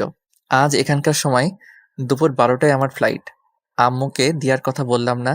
দিয়া যখন সবার থেকে দূরে চলে এসে ভালো থাকতে চাইছে, তাহলে থাকুক দিয়া ওর মতো করে। আমি ওর সুখে পানি ঢালতে চাই না। আমি আজ শেষবারের মতো দিয়াকে আর ওর মেয়ে হিয়াকে দেখতে যাচ্ছি। ওর মেয়েটার মায়ায় পড়ে গেছি আমি। জিসানকে আমি আরো আগে বলে দিয়েছি অফিসে বাসে করে চলে যেতে। তারপর সবকিছু নিয়ে একটা ট্যাক্সিতে উঠলাম। অফিস থেকেই একেবারে এয়ারপোর্টে চলে যাব। আমার ট্যাক্সি আর দিয়ার কার একসাথেই এসে থামলো অফিসের সামনে। আমি ট্যাক্সি থেকে নেমে দাঁড়াতেই দেখলাম দিয়া আর হিয়া নামছে গাড়ি থেকে। আজ দিয়া একটা কালো শাড়ি পরে এসেছে। আজ অনেক সুন্দর লাগছে দিয়াকে। এত সুন্দর কেন এই মেয়েটা? আমি নিজের মাথায় নিজেই থাপ্পড় দিলাম। আমি এসব কি ভাবছি? দিয়া এখন অন্য কারো বউ। গাড়ি থেকে নেমেই হিয়া আমাকে দেখতে পেয়ে দৌড়ে এসে আমার কোলে উঠল। আমি হিয়ার গালে একটা চুমু খেলাম। মেয়েটা যে কেন আমাকে এত মায়ায় ফেলছে, আজকের পর হয়তো আমাকে না দেখতে পেয়ে অনেক মিস করবে, আর আমিও অনেক অনেক মিস করব। দিয়া আমার দিকে তাকিয়ে একটা হাসি দিল। আমি হিয়াকে কোলে নিয়ে অফিসে ঢুকে গেলাম। আমার পিছন পিছন দিয়াও ঢুকলো। আমি হিয়াকে আমার টেবিলে নিয়ে গিয়ে বসালাম। দিয়া আমাদের দিকে একবার তাকিয়ে ওর কেবিনে ঢুকে গেল। দিয়াকে দেখে মনে হচ্ছে আজ সে অনেক হ্যাপি। ভালোই হলো আজ। দিয়াকে হাসি মুখে দেখেই সারা জীবনের জন্য ওর জীবন থেকে বিদায় নিতে পারবো। হিয়াকে টেবিলে বসিয়ে আমি হাঁটু গেড়ে নিচে বসলাম। আমি ওর গালে হাত দিলাম। কিছুক্ষণ তাকিয়ে রইলাম। এই মেয়েটাকে আমার এত এত মায়া লাগে কেন? আমি নিজেকে ধরে রাখতে পারলাম না। চোখ দিয়ে সাগরের বাঁধ ভাঙার মতো করে অশ্রু গড়িয়ে পড়ল। আমার বুকটা ফেটে যাচ্ছে, চিৎকার করে কাঁদতে ইচ্ছে করছে। হিয়া আমার গালে হাত দিয়ে বলল, আঙ্কেল তুমি কান্না করছো কেন? আমি হিয়ার কথায় কোনো উত্তর দিলাম না। ওর গালে একটা চুমু দিয়ে ওকে জড়িয়ে ধরলাম। তারপর বললাম, হিয়া তুমি তোমার আম্মুর কাছে যাও, আমি তোমার জন্য বাইরে থেকে অনেকগুলো চকলেট নিয়ে আসছি। আজ এই মায়াবতীকেও মিথ্যা বলতে হলো। এই বলে আমি হিয়াকে ওর আম্মুর কেবিনের সামনে দিয়ে আসলাম। কেবিনের বাইরের গ্লাস দিয়ে আমি আমার মায়াবতীটাকে শেষ একবার দেখলাম। মাথা নিচু করে অফিসের পেপারে কি যেন লিখছে। আমি আর সেখানে দাঁড়ালাম না, চলে যেতে লাগলাম। আমি যে অফিস গেট দিয়ে বেরোতে যাব, তখনই ছোট্ট দুইটা হাত আমার পা জড়িয়ে ধরলো। হিয়া, হ্যাঁ হিয়াই, পিছন থেকে আমার পা জড়িয়ে ধরলো। আমি আবার হাঁটু গেড়ে ওর সামনে বসলাম। কি হলো হিয়া মামনি? আঙ্কেল তুমি ফিরে আসবে তো? ইয়া আল্লাহ, তুমি এই পিচ্চিটাকে কেন এত মায়া দিয়ে গড়লে? আমার যে পিচ্চিটাকে ছেড়ে যেতে ইচ্ছে করছে না। মেয়েটাকে আমি আবার জড়িয়ে ধরলাম। আমার এখন হাউমাউ করে কান্না করতে মন চাইছে। এই মেয়েটার প্রতি আমার কিসের এত টান? কি আছে এই মেয়ের মধ্যে? আমাকে আবার মেয়েটাকে মিথ্যে বলতে হলো। আমি আসছি মামনি, এক্ষুনি আসছি। তোমার জন্য অনেকগুলো চকলেট নিয়ে আসছি। তাহলে তুমি কান্না করছো কেন? তোমাকে চকলেট আনতে হবে না আঙ্কেল, আমার চকলেট লাগবে না, তুমি যেও না। বলে আবার আমার গলা জড়িয়ে ধরলো। আমার চোখ দিয়ে অনর্গল বৃষ্টি ঝরেই যাচ্ছে, কিন্তু কোনো আওয়াজ করতে পারছি না। পৃথিবীর সবচেয়ে কষ্টের কান্নাই হলো নীরব কান্না। এই কান্নায় বুক ফাটে ঠিকই, কিন্তু মুখ ফাটে না। এখন সেই পরিস্থিতিতেই আমি আছি। আমি হিয়াকে আমার থেকে ছাড়িয়ে আরো একটা মিথ্যা বললাম। এই যে মামুনি, ওই যে দেখা যাচ্ছে দোকান, সেখান থেকেই আমি আসছি। তুমি তোমার আম্মুর কাছে যাও। হিয়া মুখটা কালো করে চলে গেল। আমি ট্যাক্সিকে বলেছিলাম আমি আসার আগ পর্যন্ত দাঁড়িয়ে থাকতে। ট্যাক্সিটা এখনো দাঁড়িয়ে আছে। আমি ট্যাক্সি তুলতে যাব, তখনই জিসান আমাকে ডাক দিল। এই যে নিয়ান ভাই, কোথায় যাচ্ছেন ভাই? আপনি অনেক ভালো জিসান ভাই। এই কদিনে আমাকে অনেক আপন করে নিয়েছেন। আমি দেশে ফিরে যাচ্ছি ভাই। মানে, এই তো কদিন হলো এখানে আসছেন। আমি আর এদেশে থাকতে চাই না ভাই। আসি ভাই, ভালো থাকবেন। এই বলে আমি ট্যাক্সিতে উঠে গেলাম। এদিকে হিয়া নিয়ান চলে যাওয়ার পর ওর আম্মুর ক্যাবিনে যায়। নিয়ান যেখানে বসে কাজ করতো সেখানেই বসে। আধা ঘন্টা হয়ে গেল, নিয়ান এখন আসছে না। এদিকে দিয়া ভাবলো একবার ওদের দেখে আসে। দিয়া ক্যাবিন থেকে বের হয়ে এসে দেখে হিয়া একা একা গালে হাত দিয়ে বসে আছে। দিয়া এগিয়ে গিয়ে বলল, তোমার আঙ্কেল কই গেছে হিয়া? আমার জন্য চকলেট আনতে গেছে, কিন্তু জানো আম্মু, আঙ্কেল সেই কখন গেছে, এখনো আসছে না। আর জানো আম্মু, আঙ্কেল বাড়িতে যাওয়ার সময় অনেক কান্না করছে। দিয়ার বুক ধুক করে উঠলো। নিয়ান কান্না করলো কেন? তাহলে কি নিয়ান? দিয়া হিয়াকে কোলে নিয়ে জিশানের কাছে গেল। নিয়ানকে সে অনেকবার জিশানের সাথে দেখেছে। জিশান দিয়াকে দেখেই বসা থেকে উঠে দাঁড়ালো। ম্যাডাম কিছু বলবেন? নিয়ান কোথায় গেছে? নিয়ান ভাই তো আজ দেশে চলে যাচ্ছে। কি? এ বলে দিয়া হিয়াকে নিয়েই বেরিয়ে যেতে লাগলো। জিশান কিছুই বুঝতে পারলো না। নিয়ান দেশে চলে যাচ্ছে শুনে তার ম্যাডাম কেন এরকম রিয়াক্ট করলো। দিয়া নিজের গাড়িতে উঠে ড্রাইভারকে বলল, তাড়াতাড়ি এয়ারপোর্টে চলেন। দিয়াকে কান্না করতে দেখে হিয়া জিজ্ঞেস করলো, আম্মু তুমি কান্না করছো কেন? আর আঙ্কেল কই গেছে? কোথাও যাই নাই মা, আমরা এক্ষুনি খুঁজে বের করব। বলেই হিয়াকে জড়িয়ে ধরে কান্না করতে লাগলো দিয়া। ড্রাইভারকে বলল, আর একটু জোরে চালান না। ড্রাইভার গাড়ির স্পিড অনেক বাড়িয়ে দিল। আমার পাসপোর্ট ভিসা চেক করছিল একজন গার্ড। আমি এক্ষুনি এয়ারপোর্টের ভিতরে ঢুকে যাব, আর বেশিক্ষণ বাকি নাই আমার ফ্লাইট ছাড়তে। গার্ড আমার সবকিছু চেক করে বলল আমার সবকিছু ঠিক আছে, আমি এখন ভিতরে যেতে পারি। আমি যেই ভিতরে যাওয়ার জন্য পা বাড়ালাম, হঠাৎ পিছন থেকে কে যেন আমাকে জড়িয়ে ধরলো। আমি পিছনে ফিরে তাকাতেই দেখলাম দিয়া। দিয়া, তুমি এখানে?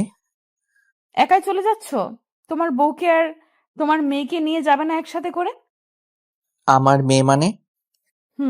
হিয়া তোমার মেয়ে। সেদিন তুমি যখন আমাকে পিলটা দিয়েছিলে সেদিন আমি খাইনি, ফেলে দিয়েছিলাম। দিয়ার কথা শুনে খুশিতে আমার কান্না চলে আসলো। আমি দিয়ার দুই গালে হাত দিয়ে চোখের পানি ফেলতে ফেলতে বললাম, হিয়া আমার মেয়ে, আমার মেয়ে। এই বলে আমি দিয়াকে জড়িয়ে ধরলাম। দিয়াও কান্না করছে। তারপর আমার থেকে নিজেকে ছাড়িয়ে বলল, এই ছাড়ো, ছাড়ো, কি করছো? সবাই দেখছে। আমার বউকে আমি জড়িয়ে ধরেছি, তাতে কার কি? তাই বলে মানুষ কি ফ্রিতে সিনেমা দেখাবে?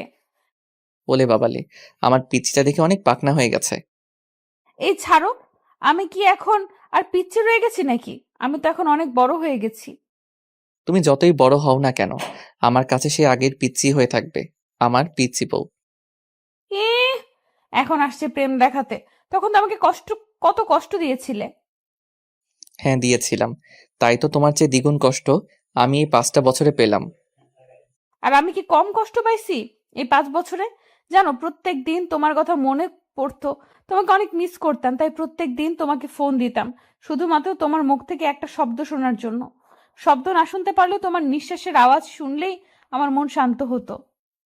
কি, ওই অপরিচিত নাম্বারটা তুমি ছিলে? হুম। আমার মেয়েটা কই গো? গাড়িতে আছে, চলো। গাড়ির ভিতরে ঢুকতেই হিয়া আমাকে দেখে আঙ্কেল আঙ্কেল বলে জড়িয়ে ধরলো। আমি বললাম, আঙ্কেল না মামুনি আব্বু বলো। আব্বু কেন? এখন থেকে আব্বুই বলবে। আমি হিয়াকে আমার কোলে নিয়ে ওর চোখে মুখে অনেকগুলো চুমু দিলাম। দিয়া আমাদের বাবা মেয়ের মিলন দেখে হাসতে লাগলো। আমি হিয়াকে বললাম, চলো আম্মু, আমরা এখন বাংলাদেশে যাব। বলে আমি হিয়াকে কোলে নিয়ে গাড়ি থেকে নেমে দিয়ার হাত ধরে টানতে লাগলাম। দিয়া বলল, এই কোথায় যাচ্ছ? কেন, দেশে যাবা না? পাসপোর্ট টিকিট ছাড়া কিভাবে যাব আমরা? ও, আমি তো ভুলে গেছিলাম। তো এখন আমরা কই যাব? আমি যে বাড়িতে আমার জীবনের 5টা বছর কাটিয়েছি সেই বাড়িতে। ওদের থেকেও তো বিদায় নিতে হবে। ওদের কাছে যে আমি ঋণী, ওরা আমাকে যে নতুন জীবন দিয়েছিল। তারপর আমরা আরিয়ান চৌধুরীর বাড়িতে চলে আসি। আরিয়ান চৌধুরী ও তার মা আমাকে দেখে আমার দিকে অবাক চোখে তাকিয়ে আছেন। আরিয়ান চৌধুরী আমাকে প্রশ্ন করলো, আপনি এখানে? হয়তো আমাকে আগে ফুটেতে দেখেছে, তাই প্রথম দেখাতেই চিনে ফেললো। তারপর দিয়া ওদের সবকিছু বুঝিয়ে বলল। আরিয়ান চৌধুরী দিয়ার কথা শুনে মুখটা মলিন করে কিছুক্ষণ দাঁড়িয়ে রইল। তারপর আমাদের বলল, আচ্ছা, তাহলে আজ না হয় তোমরা এখানে থাকো। এর ভিতরে আমি দিয়া আর হিয়ার পাসপোর্ট টিকিটের ব্যবস্থা করে ফেলছি। এই বলেই আরিয়ান চৌধুরী আর সেখানে দাঁড়ালো না, চলে গেল বাইরে। আরিয়ানের আম্মুর মুখের দিকে তাকিয়ে দেখলাম ওনার চোখে পানি। হয়তো দিয়া আর হিয়ার চলে যাওয়ার কথা শুনে অনেক কষ্ট পেয়েছেন। উনি অনেক কষ্ট করে বললেন, দিয়া, তোর স্বামীকে নিয়ে রুমে গিয়ে ফ্রেশ হয়ে আয় মা। আমি তোদের জন্য খাবার রেডি করছি। চলো, রুমে চলো। দিয়া আমাকে একটা রুমে নিয়ে আসলো। জিনিসপত্র দেখে মনে হচ্ছে এটা দিয়ারই রুম ছিল এতদিন। দিয়া নিজের আলমারি থেকে একটা টাওয়েল বের করে আমার হাতে দিল, বলল, যাও ওইদিকে ওয়াশরুম, গোসল করে ফ্রেশ হয়ে আসো। আচ্ছা দিয়া একটা কথা বলি। এভাবে জিজ্ঞেস করছো যেন অন্য কারো বউয়ের সাথে কথা বলছো। তোমার যা মন চায় তাই করো, জিজ্ঞেস করার কি আছে? আরিয়ান চৌধুরীর আম্মুকে দেখলাম তুমি চলে যাচ্ছ, সেই কথা শুনে চোখ দিয়ে পানি বের হয়ে আসছে। ওনাদের মতো কোনো মানুষ হয় না। যখন আমি তোমাকে ছেড়ে চলে আসি, তারপর আমি অনেক ভেঙে পড়ি। প্রত্যেকটা দিন তোমার জন্য কান্না করতাম, ঠিকমতো খাওয়া দাওয়া করতাম না। তারপর উনি আমাকে নতুন করে বাঁচতে শিখিয়েছিলেন। আমাকে প্রত্যেকটা দিন নিজের হাতে খাইয়ে দিতেন। আমাকে যেভাবে উনি আদর করতেন, সেভাবে হয়তো উনি নিজের মেয়েকেও আদর করেন নাই। আমি আমার এক মাকে ফেলে আসলে কি হবে, এখানে এসে আরেক মা পেলাম। বলেই দিয়া কান্না করতে লাগলো। আমি দিয়ার মাথা আমার বুকে ঠেকিয়ে সান্ত্বনা দিতে লাগলাম। হঠাৎ হিয়া রুমে এসে আমাদের দেখে বলল, তোমরা কি করছো? তোমার আম্মুকে আদর করছিলাম মামুনি। না, তুমি আম্মুকে আদর করবে না। কেন? তুমি শুধু আমাকে আদর করবে, আর কাউকে না। দেখেছো তোমার মেয়ে কি হিংসুক? এখন থেকে আমাকে তোমার থেকে কত দূরে ঠেলে দিচ্ছে। আমি দিয়ার কথা শুনে হাসতে লাগলাম। এভাবে দিয়া আর হিয়ার সাথে খুনসুটিতে কেটে গেল সারাটা দিন। রাতে খাবার খেয়ে রুমে আসলাম ঘুমাতে। এখানে দিয়ার আজকে লাস্ট রাত। কালকে আমরা চলে যাব দেশে। হিয়া অনেক আগেই ঘুমিয়ে গেছে। এই তুমি আমার দিকে এভাবে আগাচ্ছ কেন? আমার পিচ্চি বউটাকে একটু আদর করব। এই না না, সরো, আমি কিন্তু চিল্লাবো। চিল্লাও, কেউ আসবে না। তুমি চিল্লালে আজ কেউ আসবে না, উল্টা ওরা আরো অন্য কিছু ভাববে। প্লিজ সরে যাও। আমি তোমার সাথে সবকিছু নতুন করে শুরু করতে চাই। আমরা আবার নতুন করে বিয়ে করব, আবার নতুন করে বাসর করব। প্লিজ আজ না, প্লিজ আজ একটু শান্তিতে ঘুমিয়ে পড়ো। শিয়ালের সামনে মোরগ রেখে বলছে শান্তিতে ঘুমাতে। বলে আমি অন্যদিকে মুখ করে বসে রইলাম। আমার কথা শুনে দিয়া হাসতে লাগলো। তুমি এত দুষ্টু কেন? বলে দিয়া আমার কাঁধে হাত রেখে পেছন থেকে আমাকে 2 হাত দিয়ে জড়িয়ে ধরলো। আচ্ছা, একটা কাজ করতে পারো। কি? আমাকে একটা কিস করতে পারো, কিন্তু কিস করার পর অন্য কিছু করার ধান্দা কইরো না কিন্তু। লাগবে না আমার কিস। তোমার না লাগলেও আমার লাগবে। বলে আমাকে ধাক্কা দিয়ে বিছানাতে ফেলে আমার উপরে উঠে এসে আমার ঠোঁটে ঠোঁট মিশিয়ে দিল। অনেকক্ষণ পর আমার ঠোঁট ছাড়লো। আমি অনেক জোরে জোরে শ্বাস নিতে লাগলাম। দিয়াও আমার মতো হাঁপাতে লাগলো। আমি বললাম, ও মাই গড, আর একটু হলে তো আমি মরেই যেতাম। রাক্ষসী একটা। আমার ঠোঁট কি খাওয়ার জিনিস নাকি যেভাবে চুমু খেতে হবে? ইস, আবার ঠোঁটে কামড়ও দিছে। রাক্ষসী একটা। কি বললে? আমি রাক্ষসী? আর দেখি কোথায় লেগেছে। বলেই আমার ঠোঁটে হাত দিল, বলল, কই, কিছু হয় নাই তো। হয় নাই মানে? এই যে রক্ত বের হচ্ছে দেখতে পারছো না? দিয়া এবার আরো জোরে জোরে হাসছে। এই পিচ্চি শয়তান্নি, আমার রক্ত বের হচ্ছে আর তুমি হাসছো? আরে পাগল, এগুলো রক্ত না, আমার লিপস্টিক। কি? তুমি আমাকে লিপস্টিক খাওয়াইছো? এখন যদি আমার পেট খারাপ করে? কিচ্ছু হবে না। এখন থেকে লিপস্টিক খেয়ে অভ্যাস করো, ভবিষ্যতে তো আরো অনেক খেতে হবে। এবার ঘুমাও। দাঁড়াও, আম্মুকে একটা ফোন দিয়ে নেই। আর তুমি একটা কথা বইলো না, চুপ করে থাকো। আমি ওদের সারপ্রাইজ দিতে চাই। ফোন দেওয়ার সাথে সাথেই আম্মু রিসিভ করলেন। কি রে, তুই কখন আসবি? আমি সেই কখন থেকে তোর অপেক্ষা করে বসে আছি। আম্মু আমি আজ আসবো না, কাল আসছি। কি হয়েছে রে, আজ আসবি না কেন? আম্মু কাল এসে সব বলছি। আর শোনো, চাচা চাচিকে ফোন দিয়ে কালকে আমাদের বাসায় আসতে বলো। আচ্ছা। এখন রাখছি। আমার কথা বললে না কেন? কালকে ওদের সবাইকে সারপ্রাইজ দিব। তোমাকে হঠাৎ দেখে সবাই চমকে উঠবে আমি জানি। আচ্ছা এখন ঘুমিয়ে পড়ো। হুম। আমি আমার বালিশে মাথা রাখতেই দিয়া আমার বুকে শুয়ে পড়ল। কি হলো? তুমি তোমার বালিশে ঘুমাও। আমার বালিশ নাই। আমার বুকে আবার মাথা রাখলো। আমি দিয়ার কাণ্ড দেখে হাসতে লাগলাম। পাগলি একটা। তোমার পাগলি। দিয়া কিছুক্ষণ চুপ করে থাকার পর আবার বলল, জানো আজ কতদিন পর আমি শান্তিতে ঘুমাতে পারবো? পাগলি ঘুমাও। বলি আমি দিয়াকে 2 হাত দিয়ে শক্ত করে বুকে মিশিয়ে নিলাম। পরের দিন সকালে সবার থেকে বিদায় নিয়ে চলে আসলাম এয়ারপোর্টে। আরিয়ান চৌধুরীর বাড়ি থেকে আসার সময় আরিয়ানের মা আর দিয়া অনেক কান্না করছে। বিমানে বসে আছি। হিয়া আমার কোলে ঘুমিয়ে আর দিয়া আমার কাঁধে মাথা রেখে ঘুমিয়ে আছে। বিমান বাংলাদেশে এসে ল্যান্ড করলো। আমি দিয়াকে ডাকলাম, এই দিয়া, দিয়া ওঠো, আমরা চলে এসেছি দেশে। দিয়া চোখ মুছতে মুছতে আমার দিকে তাকিয়ে অপরাধীর ভঙ্গিতে বলল, সরি, তুমি হয়তো সারা রাস্তা একা একা বোর হয়েছ। আমার যে কখন ঘুম লেগেছিল বুঝতেই পারিনি। এয়ারপোর্ট থেকে বের হতেই দিয়া জোরে একটা নিঃশ্বাস নিল। দিয়া বলল, কতদিন পর আমার দেশের সেই চিরচেনা গন্ধটা পেলাম, মনটাই ফ্রেশ হয়ে গেল। এখন চলো। দিয়া আর হিয়াকে নিয়ে একটা ট্যাক্সিতে উঠলাম। হিয়ার এখনো ঘুম ভাঙে নাই, এখনো আমার কোলেই ঘুমিয়ে আছে। আমাদের বাড়ির পাশে আসতে আমি দিয়ার হাতে একটা বোরকা ধরিয়ে দিয়ে বললাম, এটা পরে নাও। বোরকা কেন? পরো না, এত প্রশ্ন করছো কেন? দিয়া আর কিছু না বলে বোরকা পরে নিল। দিয়ার চোখ দুইটা ছাড়া এখন আর কিচ্ছু দেখা যাচ্ছে না। হিয়াও জেগে উঠেছে। আমি হিয়াকে কোলে নিয়ে আমাদের ঘরের বেল বাজালাম। আম্মু এসে দরজা খুললেন। নিয়ান বাবা, তুই? বোরকা পরা দিয়াকে আর আমার কোলে হিয়াকে দেখে আটকে গেলেন। আবার বললেন, কি রে, ওরা কারা? বলছি আগে ঘরে তো ঢুকতে দাও। আমি ভিতরে ঢুকে দেখলাম আব্বু, চাচা, চাচি, আদিবা, শিহাব সবাই ড্রয়িং রুমে বসে আছেন। আমাকে সবাই একসাথে প্রশ্ন করলেন যে ওরা কারা। আমি দিয়াকে দেখিয়ে বললাম, ও আমার বউ। সবাই অবাক হয়েছে, খুশি হলেন। আব্বু বললেন, নিয়ান, তুই শেষ পর্যন্ত বিয়ে করলি, এবার আমি শান্তি পেলাম। আম্মু দিয়াকে বললেন, মুখোশটা খুলো বৌমা, দেখি আমার বৌমা কত সুন্দর। দিয়া আমার দিকে তাকিয়ে চোখের ইশারায় প্রশ্ন করলো খুলবে কিনা। আমি মাথা নাড়িয়ে হ্যাঁ বললাম। দিয়া নেকআপটার পিছনে হাত দিয়ে ফিতাটা খুললো। খুলে আস্তে আস্তে মুখ থেকে নেকআপটা সরালো। নেকআপটা মুখ থেকে সরাইতেই সবাই চোখ বড় বড় করে দিয়ার দিকে তাকিয়ে আছে। দিয়াকে চিনতে ওদের কিছুটা কষ্ট হচ্ছে, কারণ এই 5 বছরে দিয়া অনেক পাল্টে গেছে। সবার চিনতে কষ্ট হলেও চাচা ঠিকই চিনে নিলেন। মুখ দিয়ে একটা শব্দ করলেন। দিয়া মা। চাচা দাঁড়াতে পারলেন না, সোফাতে বসে পড়লেন। চাচার মুখে দিয়া ডাক শুনে এবার সবাই চিনে গেল। চাচি দৌড়ে এসে দিয়াকে জড়িয়ে ধরে হাউমাউ করে দুজনেই কান্না করতে লাগলো। চাচা এখনো সোফাতে বসে আছেন আর চোখ দিয়ে অনর্গল পানি ফেলছেন। এবার দিয়া চাচিকে ছেড়ে ওর আব্বুর দিকে এগিয়ে যেতে লাগলো।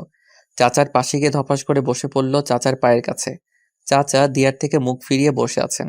দিয়া এবার চাচার পা জড়িয়ে হাউমাউ করে কান্না করতে লাগলো আর বলতে লাগলো, আমাকে মাফ করে দাও বাবা, আমাকে তুমি মাফ করে দাও। চাচার পায়ে মাথা ঠেকিয়ে কান্না করছে।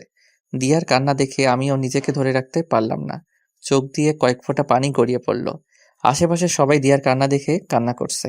এবার চাচা আর নিজেকে ধরে রাখতে পারলেন না। দিয়াকে নিজের পা থেকে তুলে জড়িয়ে ধরে হাউমাউ করে কান্না করতে লাগলেন। কিছুক্ষণ কান্না করার পর দিয়াকে ছেড়ে ওর কপালে একটা চুমু খেলেন। এতক্ষণ দিয়াকে পেয়ে হিয়াকে কেউ খেয়াল করেনি। হিয়া আমার কোলে আছে। আম্মু বললেন, ও কে রে? আম্মু আমাদের মেয়ে। কি বললি? ও আমাদের দিদি ভাই? আম্মু। আম্মু হিয়াকে আমার কোল থেকে নিতে চাইলেন, কিন্তু হিয়া গেল না। আমি হিয়াকে বললাম, যাও মামনি, উনি তোমার দাদি। আমার কথা শুনে এবার হিয়া আম্মুর কোলে গেল। আম্মু হিয়ার চোখে মুখে অনেকগুলো চুমু খেলেন। হিয়াকে নিয়ে সবাই কাড়াকাড়ি করতে লাগলো। একজনের কোল থেকে আরেকজন নিচ্ছে, সবাই অনেক খুশি। আমি ওদের দেখে হাসতে লাগলাম। এবারে কতদিন পর এরকম হাসি খুশি দেখতে লাগলো। আমি দিয়ার পাশে গিয়ে ওরে কানে কানে বললাম, আমার সেদিনের ভুলের জন্য সবাই কত খুশি, কিন্তু আফসোস সেদিনের ঘটনা আমার কিচ্ছু মনে নেই। তখন আমি কিছুই ফিল করতে পারি নাই। সমস্যা নাই, সেদিন ফিল করতে পারি নাই তো কি হয়েছে, আজ আবার সবকিছু নতুন করে ফিল করে নিব। এই সরো, তোমার কি লজ্জা শরম নাই? সবাই আছে তো। আরে আমি কি সবাইকে শুনিয়ে বললাম নাকি? আমি তো তোমার কানে কানেই বললাম। রাতে কাজে এনে নতুন করে আবার আমাদের বিয়ে হলো। আজ আবার বাসর ঘর সাজানো হলো। এই নিয়ে 3টা বাসর হবে আমাদের, কিন্তু ওই 2টা ছিল অপূর্ণ, বাসর রাত, আজ হবে আমাদের আসল বাসর রাত। দিয়া আগে থেকে বাসর ঘরে গিয়ে বসে আছে। আমি হিয়াকে খুঁজতে লাগলাম। আম্মুকে জিজ্ঞেস করতেই বললেন আদিবার রুমে আছে। আমি আদিবার রুমে এসে বললাম, ওই আদিবা, হিয়া কই? এই যে, ও ঘুমিয়ে আছে। আচ্ছা দে, আমি ওকে নিয়ে যাই। আরে ভাইয়া, না না, ও আমার কাছেই থাকো। তুমি যাও, গিয়ে তোমার কাজ করো। আমি আবার এখন কি কাজ করব?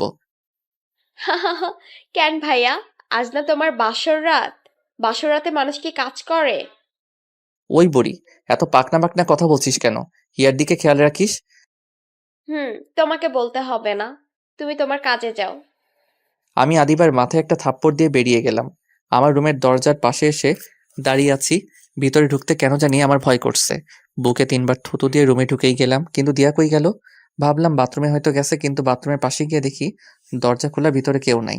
আমি এবার দিয়াকে ডাকতে লাগলাম, এই দিয়া, দিয়া, এই বউ, এই পিচ্ছি বউ, এই পিচ্ছি শয়তানি, কই গেলা? হঠাৎ দিয়া বেলকনি থেকে দৌড়ে বেরিয়ে আসলো, এসে আমার সামনে দাঁড়ালো। আমি বললাম, তুমি বেলকনিতে ছিলে? এতক্ষণ ধরে ডাকলাম, শুনলেন না কেন? তোমার মুখে পিচ্চি শয়তানের ডাক্তার শুনতে চেয়েছিলাম, তাই চুপ করেছিলাম। ওরে আমার পিচ্ছি শয়তান্নি রে! বলে দিয়াকে পাজাগোলা করে কোলে নিলাম। আমি বললাম, ওরে বাবারে, তুমি এত ভারী হয়েছো কি করে? দিয়াকে কোলে নিয়ে বিছানাতে নামিয়ে হাত নাড়াতে নাড়াতে বললাম, হুম, আমার হাত 2টা গেল। এত মোটু কেন তুমি? উফ! কি বললা? আমি মোটু? তুমি মোটু, তোমার বাপ মোটু, তোমার 14 গোষ্ঠী মোটু। তুমিও তো আমার 14 গোষ্ঠীর মধ্যে একজন। ফুর, সরো এখান থেকে, তোমার সাথে আমার কথা নাই। বলেই আমার থেকে মুখ ঘুরিয়ে বসে রইল। আমি দিয়াকে আমার দিকে ঘুরিয়ে ওর গাল টিপে বললাম, ওলে বাবালে, আমার পিচ্চি বোটা রাগ করছে? আচ্ছা সরি, ওই দেখো কান ধরছি। 1, 2, 3। হয়েছে, আর কান ধরতে হবে না, ওঠো। আচ্ছা দিয়া, সেদিন রাতে আমাদের মধ্যে কি কি হয়েছিল গো? আমার তো কিছুই মনে নেই, শুধু এটাই মনে আছে যখন আমি তোমার দিয়ে আমার মুখে হাত দিয়ে আমার মুখ আটকে দিল আর বলল, চুপ করো, তোমার মুখে কিচ্ছু আটকায় না। না আটকায় না, তোমার সামনে আমার কোনো কথাই আটকায় না। আমার একটা তোমার মতো কিউট বাবু লাগবে। তো আমি কি করতে পারি? কি করবে মানে? তুমি জানো না কি করবে? না, আমি তো জানি না কি করব, তুমি বলে দাও কি করতে হবে। যাও, খবিস কোথাকার, আমি বলতে পারবো না। তাহলে আমিও কিছু করতে পারবো না। তোমাকে কিছু করতে হবে না, আমিই করছি। বলে আমাকে ধাক্কা দিয়ে বিছানাতে ফেলে দিল। আমি বললাম, দাঁড়াও দাঁড়াও, তোমার কিছু বলতে না দিল না, ঠোঁটে ঠোঁট মিশিয়ে দিল। আমি ওকে ছাড়িয়ে বললাম, শিট, আজকেও লিপস্টিক খাইয়ে ছাড়লে? আমি এক হাত দিয়ে আমার ঠোঁট আর এক হাত দিয়ে আমার টি-শার্টের মাথা দিয়ে দিয়ার ঠোঁট মুছে এবার দিয়া আমি ধাক্কা দিয়ে বিছানাতে ফেললাম। ওর ঠোঁটে আমার ঠোঁট মিশিয়ে দিলাম, ওর ঠোঁট ছেড়ে এবার থুতনিতে চুমু খেলাম, এবার চোখে গলায় ঘাড়ে চুমোতে চুমোতে ভরিয়ে দিলাম। আজ আমার প্রতিটা স্পর্শে দিয়া কেঁপে কেঁপে উঠছে। এইভাবে আমরা দুজন দুজনের ভালোবাসা মিশে হারিয়ে গেলাম অতল সমুদ্রে। যে সমুদ্রে যেতে হলে লাগবে প্রচুর ভালোবাসার সাথে ভালোবাসার মানুষ। রাতে হঠাৎ আমার ঘুম ভেঙে গেল। পাশে হাত দিয়ে দেখি দিয়া নাই। মেয়েটা গেল কই? আমি একটা 3/4 পরে টি-শার্টটা খুঁজতে লাগলাম। পাশে টি-শার্ট না পেয়ে খালি গায়ে বেলকনির দিকে যেতে লাগলাম। বেলকনিতে আসতেই দেখলাম পাগলিটা আনমনে দাঁড়িয়ে আছে, বাতাসে চুল উঠছে, গায়ে আমার টি-শার্টটা। হয়তো হাতের কাছে কিছু না পেয়ে আমার টি-শার্ট পরে এসেছে। আমি পিছন থেকে গিয়ে দিয়াকে জড়িয়ে ধরলাম। হুট করে কারো হাতের ছোঁয়া পেয়ে দিয়া ধরপড়ে উঠল। আমি বললাম, আর এভাবে লাফ দিলে কেন? ও তুমি? হুট করে এভাবে জড়িয়ে ধরলে তো ভয় পাবোই। এত রাতে আমার পিচ্চি শয়তানিটা এখানে কেন? আজ আমার জীবনের সবচেয়ে সুখের রাত। এই রাত আমি ঘুমিয়ে কাটাতে চাই না। তাহলে আমাকে ডাকলে না কেন? তুমি অনেক সুন্দর করে ঘুমাচ্ছিলে, তাই ডাকতে ইচ্ছে করে নাই। চলো তাহলে এই সুখের রাতে সুখ ভরিয়ে দেই। এই বলে আমি দিয়াকে কোলে নিয়ে বিছানায় আসলাম। আবারও হারিয়ে গেলাম সুখের রাজ্যে।